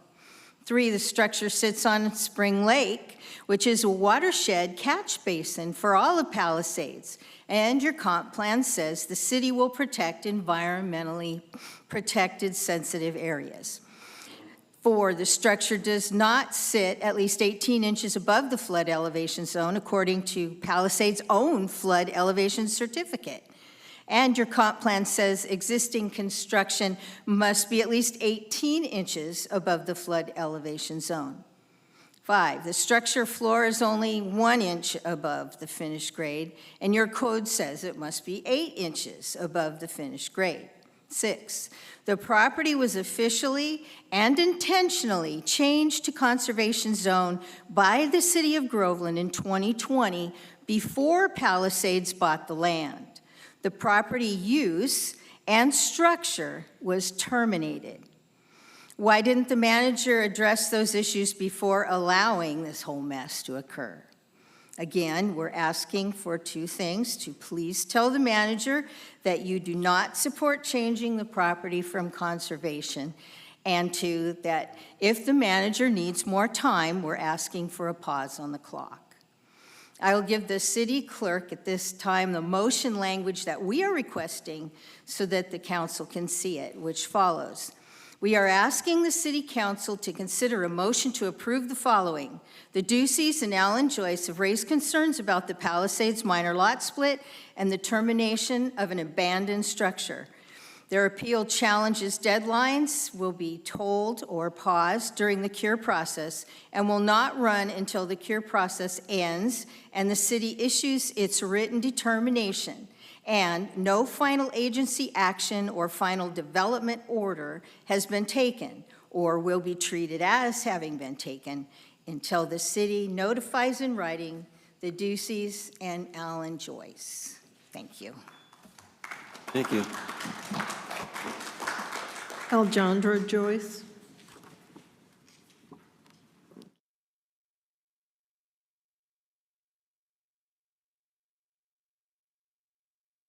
I'm a little short. Okay. Good evening, Mayor and the council.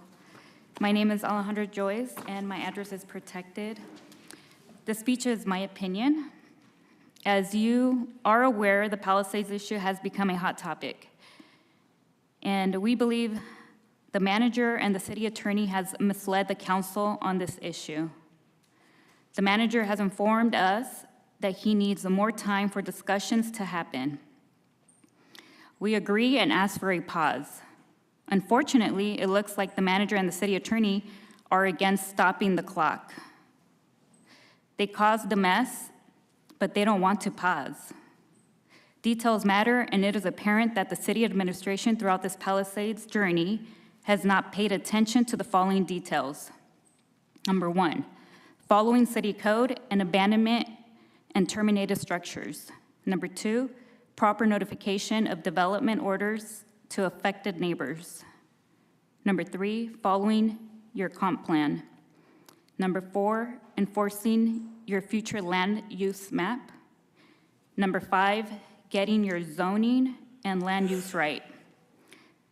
Where does the buck stop?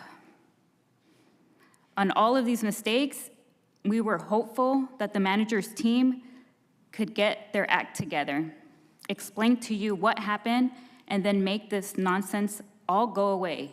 Unfortunately, the manager's staff sent you a recent memo to explain the Palisades history, which is fine, but we noted the following concerns. The first 3 pages of the memo talk about violations on a structure which, according to your own code, cannot be repaired. Keyword. Your code calls for termination. Number 2, page 6 of the memo, or page 110 on your agenda packet, the very first sentence on page number 6 tells you how staff is going to fix the problem. A, Palisades is asking you to change the structure and minor lot from conservation and make it established neighborhood. B, Palisades is asking you to rezone the structure and minor lot from conservation and make it low-density residential. C, Palisades is asking you to give them a special exemption for an office use. Here we go again. When will the manager stop? Why is staff telling you how to correct the inconsistency by ignoring conservation on the future land use map, without also giving you the option to just say at the meeting, I do not support changing this property from conservation? Another concern we have is on the next paragraph. This is what the memo says. To ensure full compliance with the city's procedure and notice requirements, all associated applications were renoticed and are now proceeding through new public hearings with corrected information. If the manager is requesting more time for negotiations, why does the memo show that his staff already has a plan to outflank us? And this is, I quote, now proceeding through new public hearings with corrected information. The manager's memo also recommends hiring a full-time GIS analyst to prevent future mistakes. Whoopee. Maybe the best solution is to hire a new city manager that follows the comp plan and protects the city from such a mess he has allowed to happen. Do details matter? If so, where does the buck stop? We are asking for 2 things from you tonight. Number 1, please tell the manager that you do not support changing this property from conservation. Number 2, if the manager needs more time, we're asking for a pause on the clock. We are asking that the City Council consider a motion to approve the following.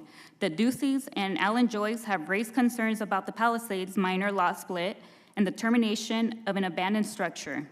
Their appeal challenged deadlines will be paused during this cure process and will not run until the cure process ends and the city issues its written determination. And no final agency action or final development order has been taken or will be treated as having been taken until the city notifies in writing the Duceys and Ellen Joyce. This would give us a pause and still allow you to make your decision at any time. We are requesting that the city clerk give you the motion language at this time. Thank you guys for your time and have a wonderful night. Thank you.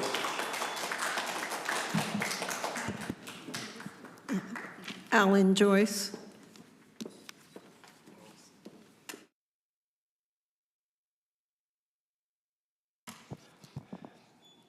My name is Alan Joyce. My address is protected. The map showed conservation before Palisades bought the property. City administration refused to look at the map or to listen to us the whole time. It hasn't changed. Conservation. These are recent quotes from your council meeting, and these are my opinions on this speech. Councilman Jaycox asked, was the building ever in nonconformance according to our code? The city manager said, you can't have nonconforming if there's not an underlying code. We believe the manager was misleading and wrong. The city attorney stated, there is nothing to my knowledge that has this property listed or preserved as conservation. We believe she was wrong. The truth is, this property was shown as conservation before Palisades bought it. The city attorney stated, there has not been any action by the city to impose a conservation easement or any conservation restrictions. Does she still believe that? Mayor Keogh asked Brett Jones, was it commercial before it was a building or was it not? Brett Jones responded, well, it's a trick question. It was a PUD. PUD means make up your own zoning. That's my definition. We believe that is exactly what Brett Jones and the manager and the city attorney tried to do. Make up their own zoning. Derek, Alejandra, Hezekiah, Douglas, Jeff, Mike, Kristen, Gregory, Susan, Alan, and others all informed the manager and the city attorney that Groveland's codes, Groveland's comp plan, Groveland's future land use map, and numerous Florida appeal court rulings showed we were right and they were wrong. We believe your manager and city attorney ignored us, spoke against us, and misled you. They put you in the middle of this mess. Brett Jones said our comments had a fatal flaw because they were based on the fact that this is designated as conservation, and it was not.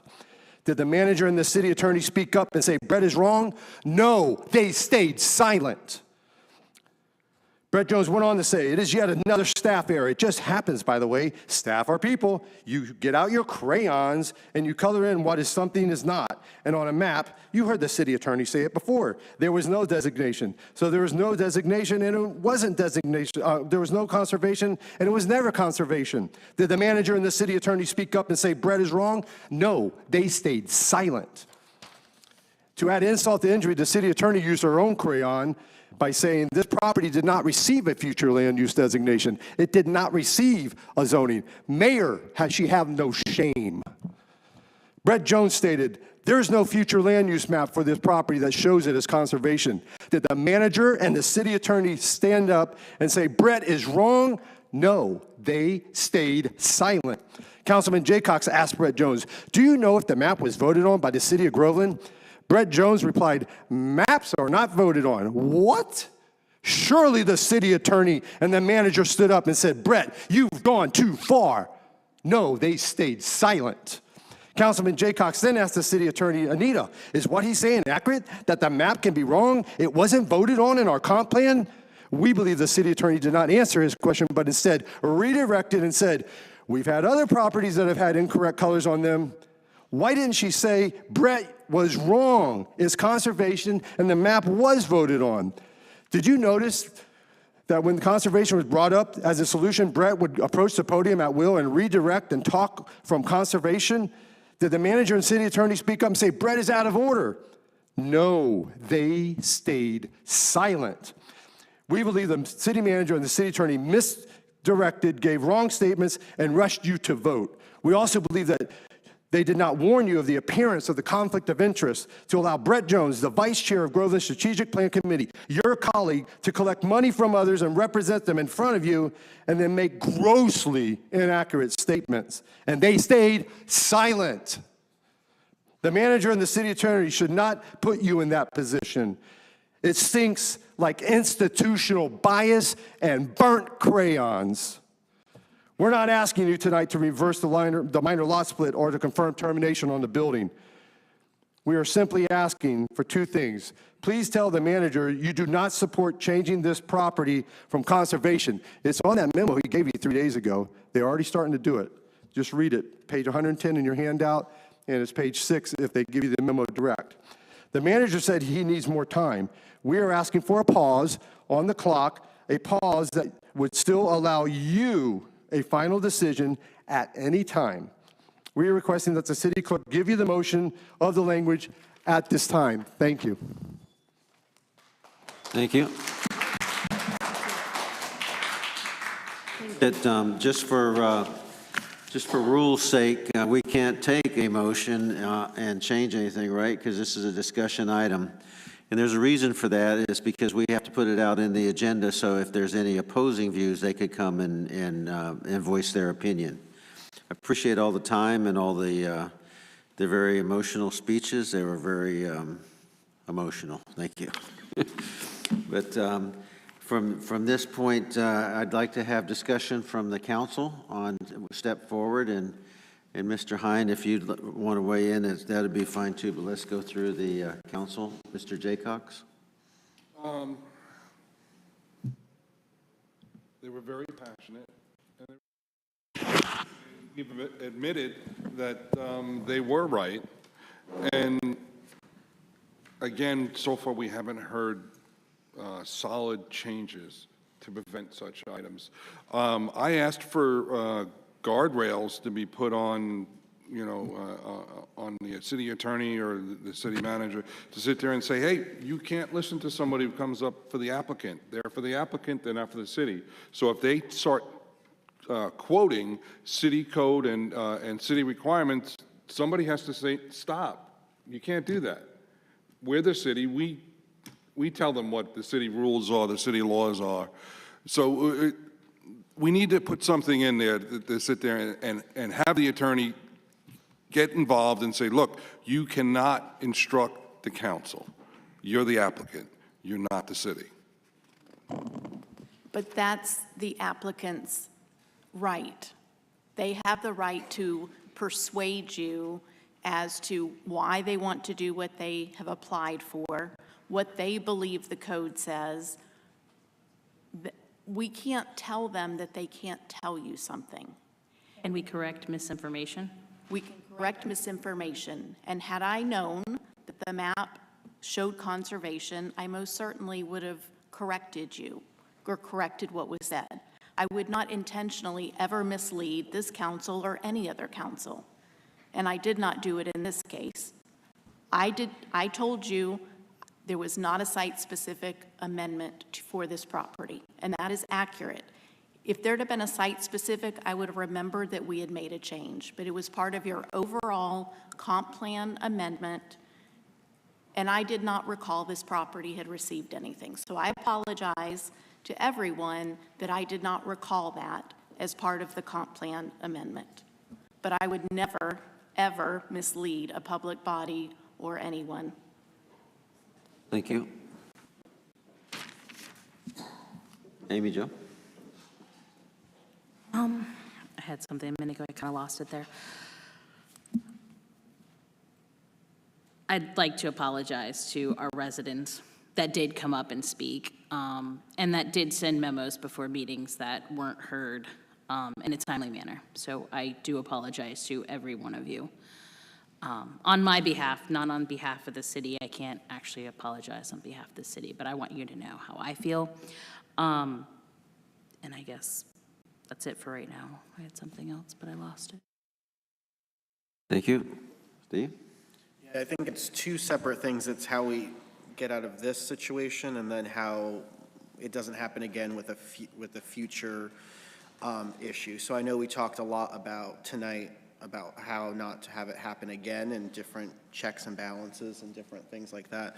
But there's still the question of what's going to happen with this, this property. So that's something that we're still going to have to bring up and figure out because I know I'm not, and I don't know what I can and can't say, but I know we'll all be looking at this with fresh eyes than we did on the first go around. We have still have a pending application. They've requested it be continued. As Mr. Maslow mentioned earlier, we did receive a memo from Mr. Jones' office about an hour before this meeting. I have not had an opportunity to read it, so I don't know, what position they're taking at this point.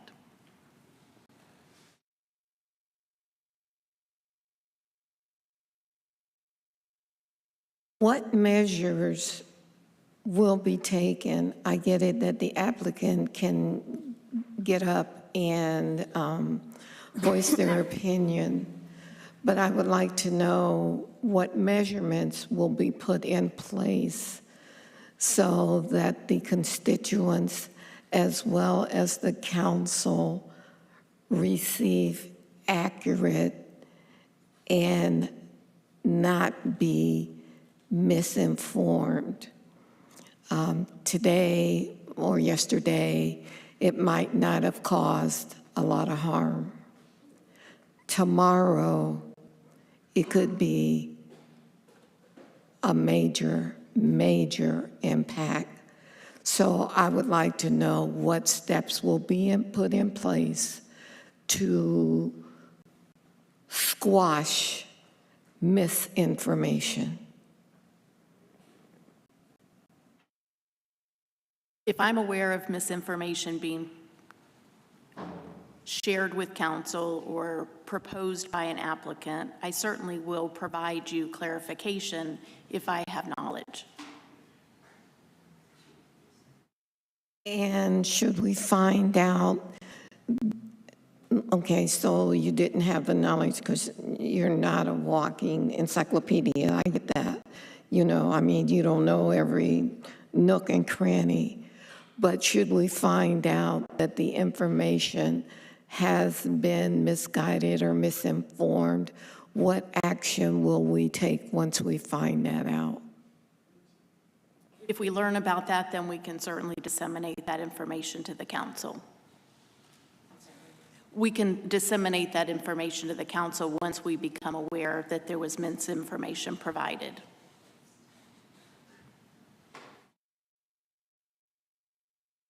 Thank you.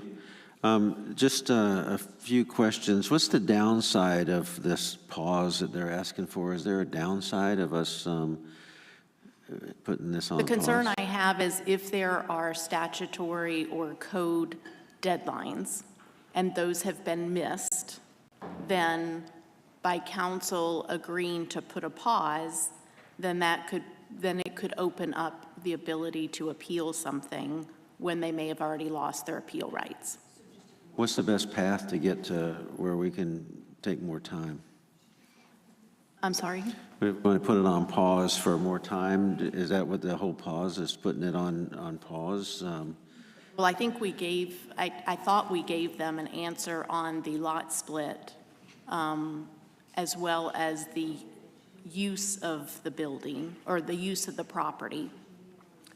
I thought I gave an answer on the use of the structure, but I think Mr. Hine let me know that I wasn't as clear as I thought I was. So that I probably still owe him something in writing on as to the actual structure itself.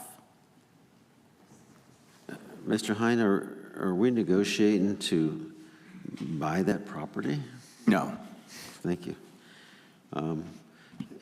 Have we ever negotiated in the past 3 or 4 months to do something like that? Mr. Mayor, members of the council, as late as today, I informed representatives of the Palisades that I'm still interested in entertaining a discussion where they would convey the split lot to the city.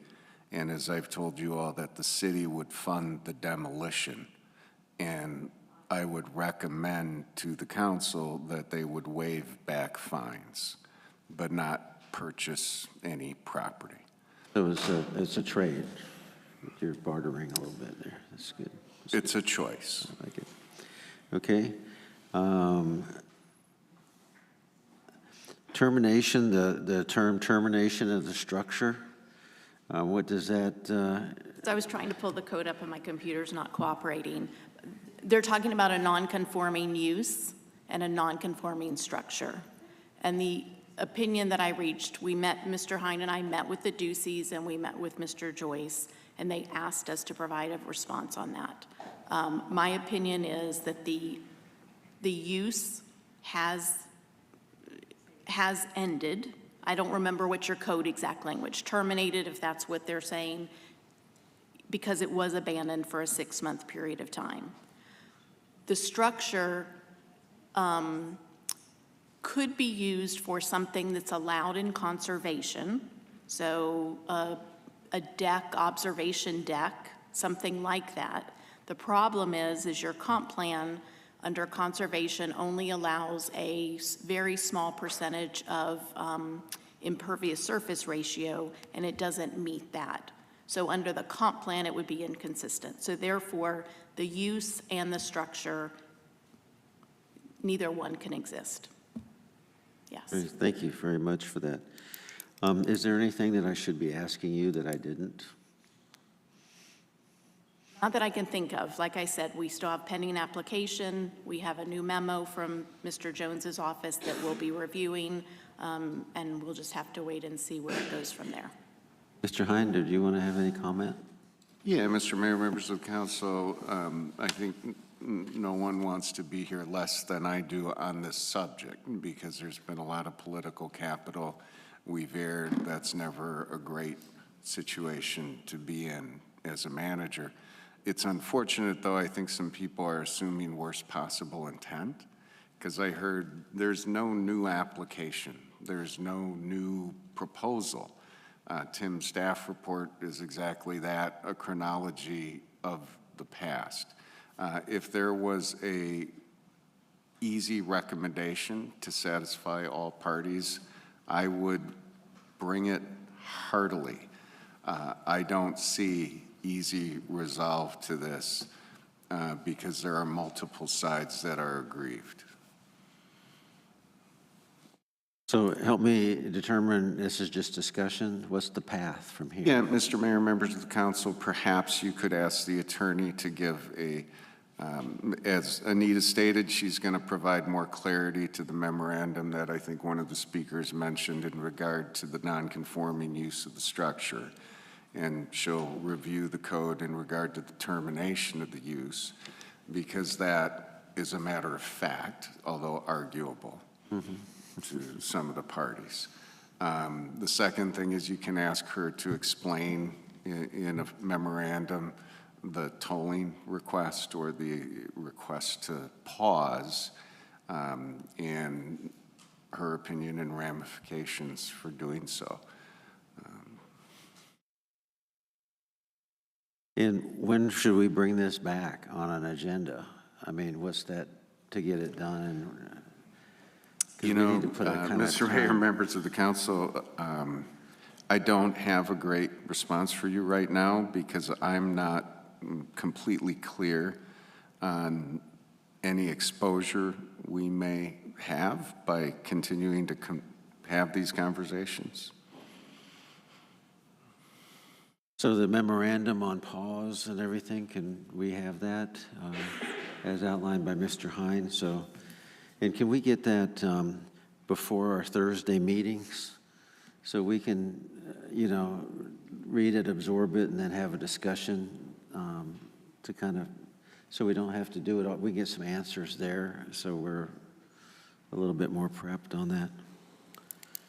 And then, Mayor, can we also get, or at least a brief of what the applicant has sent in today? Because I don't think any of us, including our team, knows what exactly they're asking for or not asking for.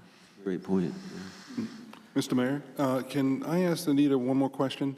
Anita, isn't the application null and void now? Because they put the application under the auspice of a PUD, and we've determined that it is not under a PUD. Because when the city gave them the land back, they gave them the land back as conservation. So it's no longer under the PUD, so their application, as Tim had put it, was put in as a PUD. So it was okay to go forward because it was as a PUD. Now we know that's not true. So can't we just deny the application and have them just, if they want to do something, they have to bring it back new? No, because where they put that is just, it's part of the application process where we ask them, what's the existing use, what's the existing zoning?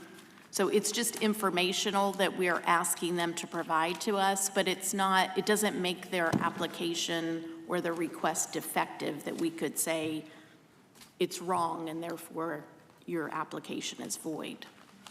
Thank you. Okay, have we beat this horse to death enough now? Mr. Hine, you'll get back with us on a recommendation when to bring it back. We need to kind of put a date on this, or we're going to be here next December, you know, or maybe before November. Any other? Okay. Thank you for that. Thank you for all the participation. And now we're going down to new business. New business, consideration for approval of 2026-3. Jenny, you want to read the title, Yes. please? Consideration of approval ordinance 2026-3, establishing a process and requirements for registered voters to require council reconsideration of certain ordinances and resolutions as required by a charter amendment approved by the voters at the November 25th general election relating to ordinance 2025-14, an ordinance by the City of Groveland, Florida, amending sections 26-31 and 26-32 in Chapter 26 of the Code of Ordinances of the City of Groveland, Florida, enacting a process and requirements for reconsideration by council of certain ordinances and resolutions pursuant to voter approval of a charter amendment set forth in ordinance 2025-14, providing for codification, severability, and conflicts, providing for an effective date.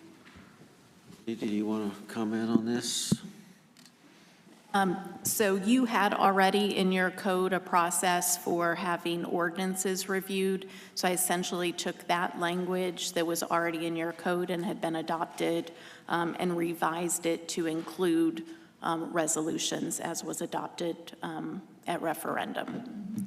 So I can pull it up if you have any specific I questions. think we read it, but I just wanted to ask, has that ever been challenged?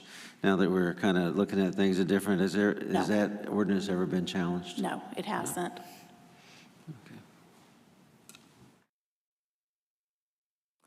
Sure. Anita, is there someplace in our charter right now that says 10% of the last general election with a petition? I believe there is. Right now, the way you wrote it was 10% of the registered voters, and not 10% of the people who normally vote. So you put the bar high. So they would have to come up with 2,500 signatures to do this, where if it was just of the last registered voters from the last general election, it would be a lower number. I'm looking at the ordinance that's in your packet. I think it has to do with a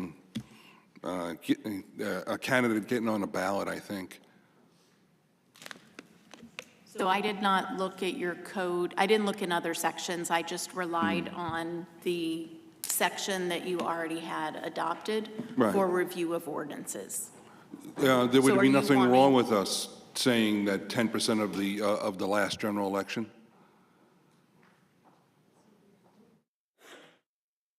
I think that's too much of a moving target. It would change. Like on off years, it would be a lot lower than the following that's not very presidential year. It would be consistent. huge, and then it would go back down, and it would fluctuate. Yeah, I think we might have solved that, though, with a 4-year term, right? When you look at the even, it's not that, you know, when Trump, but they're Well, always up there. I'm just but saying that- I think you're right. I mean, in the off year, if we went by last year, it would be several hundred people. With signatures is all you need, right? Well, when I say general, I mean when the mayor's race is up. I'm not individual districts. When I say general, I meant that. We have to define that then. right? Okay. Because so other people would. I thought that it was actually And defined that way. this will come under duress. I know that there's some people that want to challenge this whole thing out there. So on it. So I'd really like to. That's a very good comment of registered voters rather than last general election. I think we're going to have a respite from that with a new 4-year cycle, and we could review it. But I don't think that we want to bring right now something back for just 200 votes, 200 Well, I'm just trying to lower the bar a signatures. little bit for them. Yeah. What's your opinion on that? What's your opinion? My opinion? Yeah. Registered voters is what you already had in your code, and so I left it at that. So it's registered voters, period. Correct. Okay, good, so then we're okay. For challenging or for asking for reconsideration of an ordinance.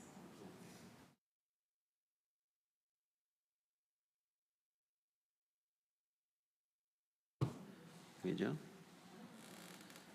I have nothing to add either, so thank you very much. We all read it over. Yeah, very carefully. Well, thank you very much for doing that. We'll go ahead, we have a motion. And do we have a motion? No, not yet. I motion to approve ordinance 2026-3. Thank you. And we have a second. Further discussion from the council? Seeing none. Discussion from the public?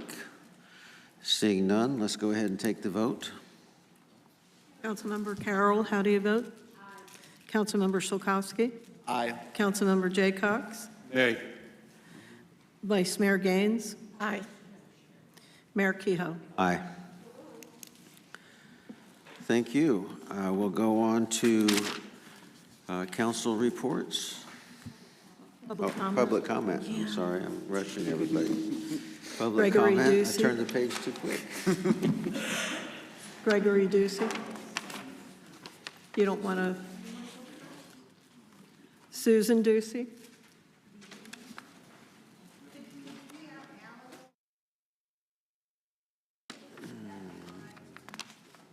It's up to the mayor.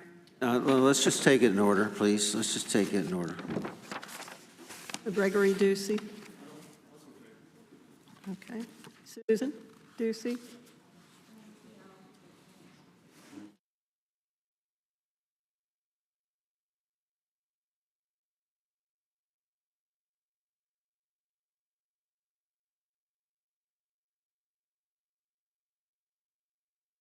Susan Ducey, 139 Harvest Gate Boulevard, Groveland, Florida. Mr. Mayor, members of the council. I still want to go on some of the Palisades issues is that, yes, the applicant does have the right to persuade you to do what the applicant wants to get a vote. But we have an ethics thing when the applicant is also the subject matter expert who is answering questions from the council. And then when they make a mistake or they say the wrong thing, then those of us who've already said something no longer can say anything. But because now Brett Jones has gone from the applicant to the subject matter expert, he's getting extra time and saying the wrong thing. So as an ethics thing, I think that if a person works for the government, is on committees, is in the council or whatever, and they're applicants, they should not be allowed to be subject matter experts on that because they're getting extra time. And many times the subject matter expert was giving the wrong information going against what was said by us out here, but we can't say anything, but he could, and he was wrong. And so I just feel that having a subject matter expert should not ever be the applicant for what they're giving their information on, because it gives them extra talking time that they can say whatever they want, and we're just silent, sitting back listening to things that are wrong, that we've been misquoted, or that, we didn't say something that, you were told we did say. And so if we have that, then, that could stop a lot. And I don't believe that Brett Jones should have been able to say so many wrong things that we couldn't say anything, but because he was the applicant, somehow he got to talk about the maps, answer your questions, and that just doesn't seem ethical to me. He should have not been able to do that. He should have recused himself and said, no, I can't give you that, and we should have had another subject matter expert on that show up and answer your questions, and not have Brett Jones be the one, or anyone who's an applicant could never be the subject matter expert to answer your questions when they have a vested interest in giving you, the information that they want to get the yes vote and to leave the other information out. So anyway, Thank you. Alan Joyce.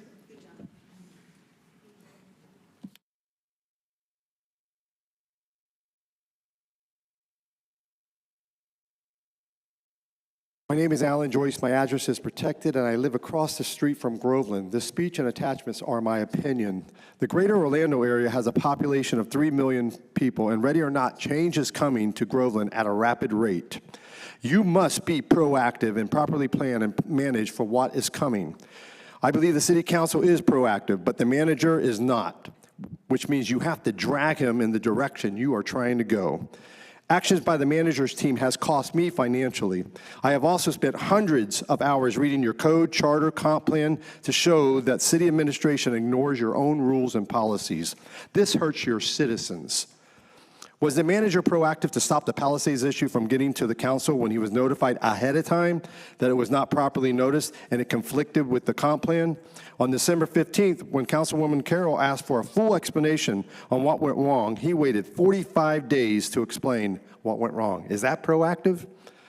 How in the world did the city manager allow crayons, maps, and no conservation to go unchallenged at the meeting? That's embarrassing, and both sides are now discussing litigation. Was the manager proactive on waiting till the last minute to bring the Shelley Forest land offer to council? And why was it the $750,000 match using infrastructure funds discussed at budget time? Was the manager proactive on alerting the Avalon project had major tax giveaways to the developer that could affect the citizens long term? Was the manager proactive on the whole water billing fiasco? Was the manager proactive in stopping almost all of the agriculture land in Groveland from being removed from the future land use map? Was the manager proactive in making sure the recent comp plan update meeting was Groveland specific instead of generic boilerplate from a consultant? Was the manager proactive on making sure the council was notified early last year and fully aware of all the issues with the CFO's performance and with the 2024 audits that were 6 months past due against state law? Was the manager proactive in fully explaining why the recent audit shows that the city lost $109,000 due to an error and the city chose not to recover the money? Was the manager proactive on finalizing his performance eval with you? Was the manager proactive on finalizing his goals with you? Does the manager really share your vision? So it is so clear that the council and the manager are going in opposite directions. Stop. Pause. Down deep, you know it's not working. Does it seem like the manager is working against your goals and not delivering on various things that Groveland needs? You should not settle for, that's just the way government works. Don't settle and let the city be out-negotiated, Avalon, overbuilt, and in financial debt. You need a proactive manager that identifies and informs you of problems early, follows up on time, and guards the city's finances and comp plan. You need a manager that runs the city with deadlines, efficiencies, best practices, and shares your vision. For the benefit of this community, I am asking the mayor to consider using his authority under the charter to call a special meeting for the removal and termination of the city manager without cause. If you are using without cause, it is imperative that the council does not speak about any performance issues. One misspoken word could stop you from terminating the contract, or it could cost the citizens a lot of money in lawsuits. According to the charter, the council cannot take action tonight on the items I speak about, but nothing prevents you from telling the manager tonight that you have lost confidence in the manager and are ready for the mayor to call for the special meeting. Are you tired of the manager ignoring you, but delaying you and not sharing your vision? Please take a stand and make a positive difference for Groveland. The quicker you call the meeting, the less time the manager has to call his posse and circle the wagons and sabotage your vision. Here are 6 copies of the special meeting agenda items. I request that the city clerk hand them out to you at this time so that you can read each special agenda item. Thank you.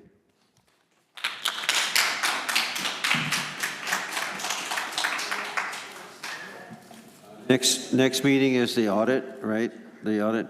And I think you will see that past the league, we had an extension and we were 3 or 4 weeks past, not 6 months, right? So we'll review that next time around. So does that conclude?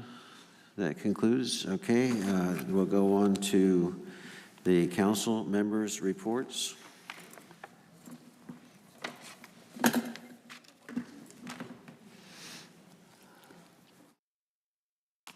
Let's go with Amy Jo. You guys know how I feel about late meetings, so we're going to keep this really, really short. I promise to have an ethics nomination or an ethics committee nomination by tonight. My nomination is Clinton Lowe. So I know the council has the option to accept or reject, so can I get a consensus that that is acceptable? We have a consensus on Clint Lowe? Yes or no? Yes. Yes, yes. Yes. Done. Thank you. That's it, I'm done. Great addition. I want to go home. Okay. Mr. Steve. Go over the last 3 or 4 weeks. No, I'm just messing with you. I really enjoyed the huddle that the mayor and the vice mayor did. I think we talked to a lot of new folks that we hadn't before, and we're able to kind of bring them in on a lot of the vision. So I was very excited now for my huddles that we'll do later in the year. That's all I have. Okay. Mr. Jaycox. Thank you, Mr. Mayor. We had 2 homes in District 4 which were in structural distress. The homeowners reached out to their insurance company, and they were told that nothing can be done until determination was made. On advice from their representative, they engaged a private engineer.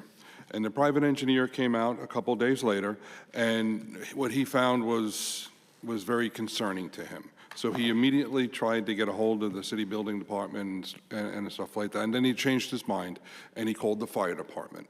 And the fire department came out and serviced Trilogy, serviced Groveland, and showed everybody in Groveland how proud we should be of our fire department. They took control of the situation. They got the city building inspector out there.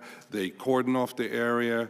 The city building inspector came out, and he did actually condemn one home, and he deemed the other home as not habitable right now. And the fire department stayed around for most of the day, helping them remove some of their most prized possessions and their cat from the house, because he was not going to be able to get back into the house. They went above and beyond what their call of duty was, and I'd like to thank the fire department for coming out and doing that.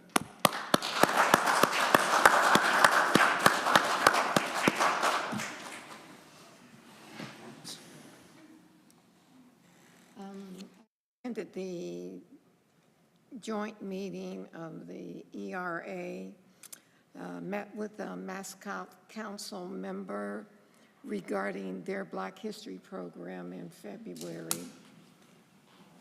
anyone's interested, I will be speaking there February 21st. Participated in the cleanup, attended the Kiwanis 100th birthday celebration, attended the mayor's huddle and the CRA meeting. And last but not least, I'm probably the only one in here that is freezing, but the I'm last, freezing. I'm dying. I am but the freezing. last couple times, it's been very frigid in here.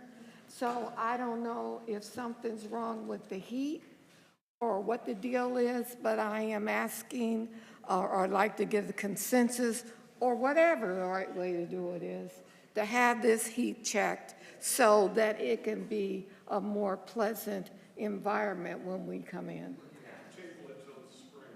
Who said that? On fire would be nice. So let the records reflect that. Okay. City manager says he's going to check into that real quick. Is that it? That's it. Whoa. I also would like to thank all the presenters at the huddle. They did a super job.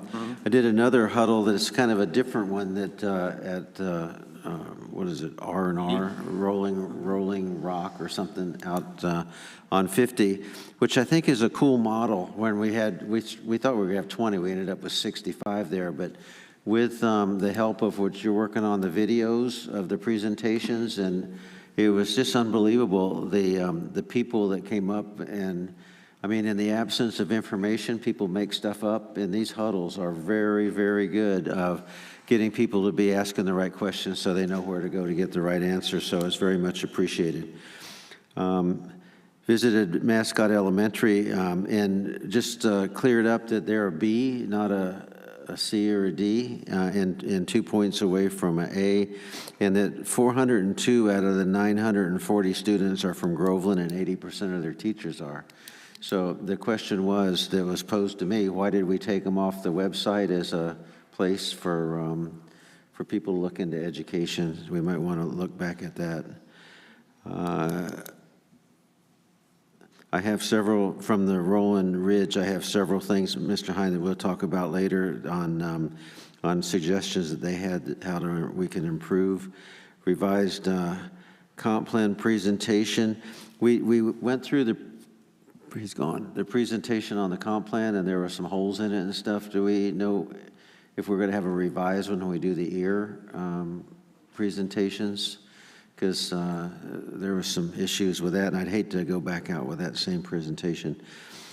Had a great meeting with a group of young people who reminded me that that skate park is number 5 on our master plan for parks, and wonder where it's going to be, and told me down to the inch what's wrong with ours over here and how you can't go down and around and all kinds of stuff. So they're coming back. I challenged them to go find out how many more people in the community would really visit one and how much it would cost. And they have several. Well, I think you mentioned Cocoa, and there's several ones around Jacksonville and stuff that they could go and find out what that would entail.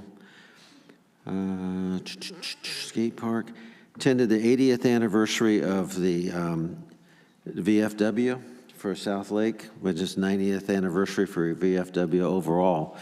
And it was really kind of an emotional day. I mean, they had a couple hundred people there, but a lot of our discussion was around the proper thing to do on a Memorial Day. You know, we have parades and stuff on Veterans Day. And Memorial Day isn't that far away when we really start planning, and there's a lot of these groups that would love to participate. And we've got, if I remember right, we got 4 cemeteries now instead of 2, right? Sampy and the other one, did they come on board? No, okay, so we got 2. We have 2, and what that ceremony would look like, so it might be something that we can talk with Mr. Walker and find out what our plans are right now on that. And just behind that, while you're talking on that, 4th of July is 6 months away in 2 days, and it's the 250th anniversary of this country. And I know we don't have extra budget, but what we can do and who we can pull in to make that something special, if we could start discussing that, it would be great. I had a question about business recruitment. Is that, who on our staff is in charge of recruiting businesses? Yeah, Mr. Mayor, members of the council, community and economic development fall under Tim's division. Okay.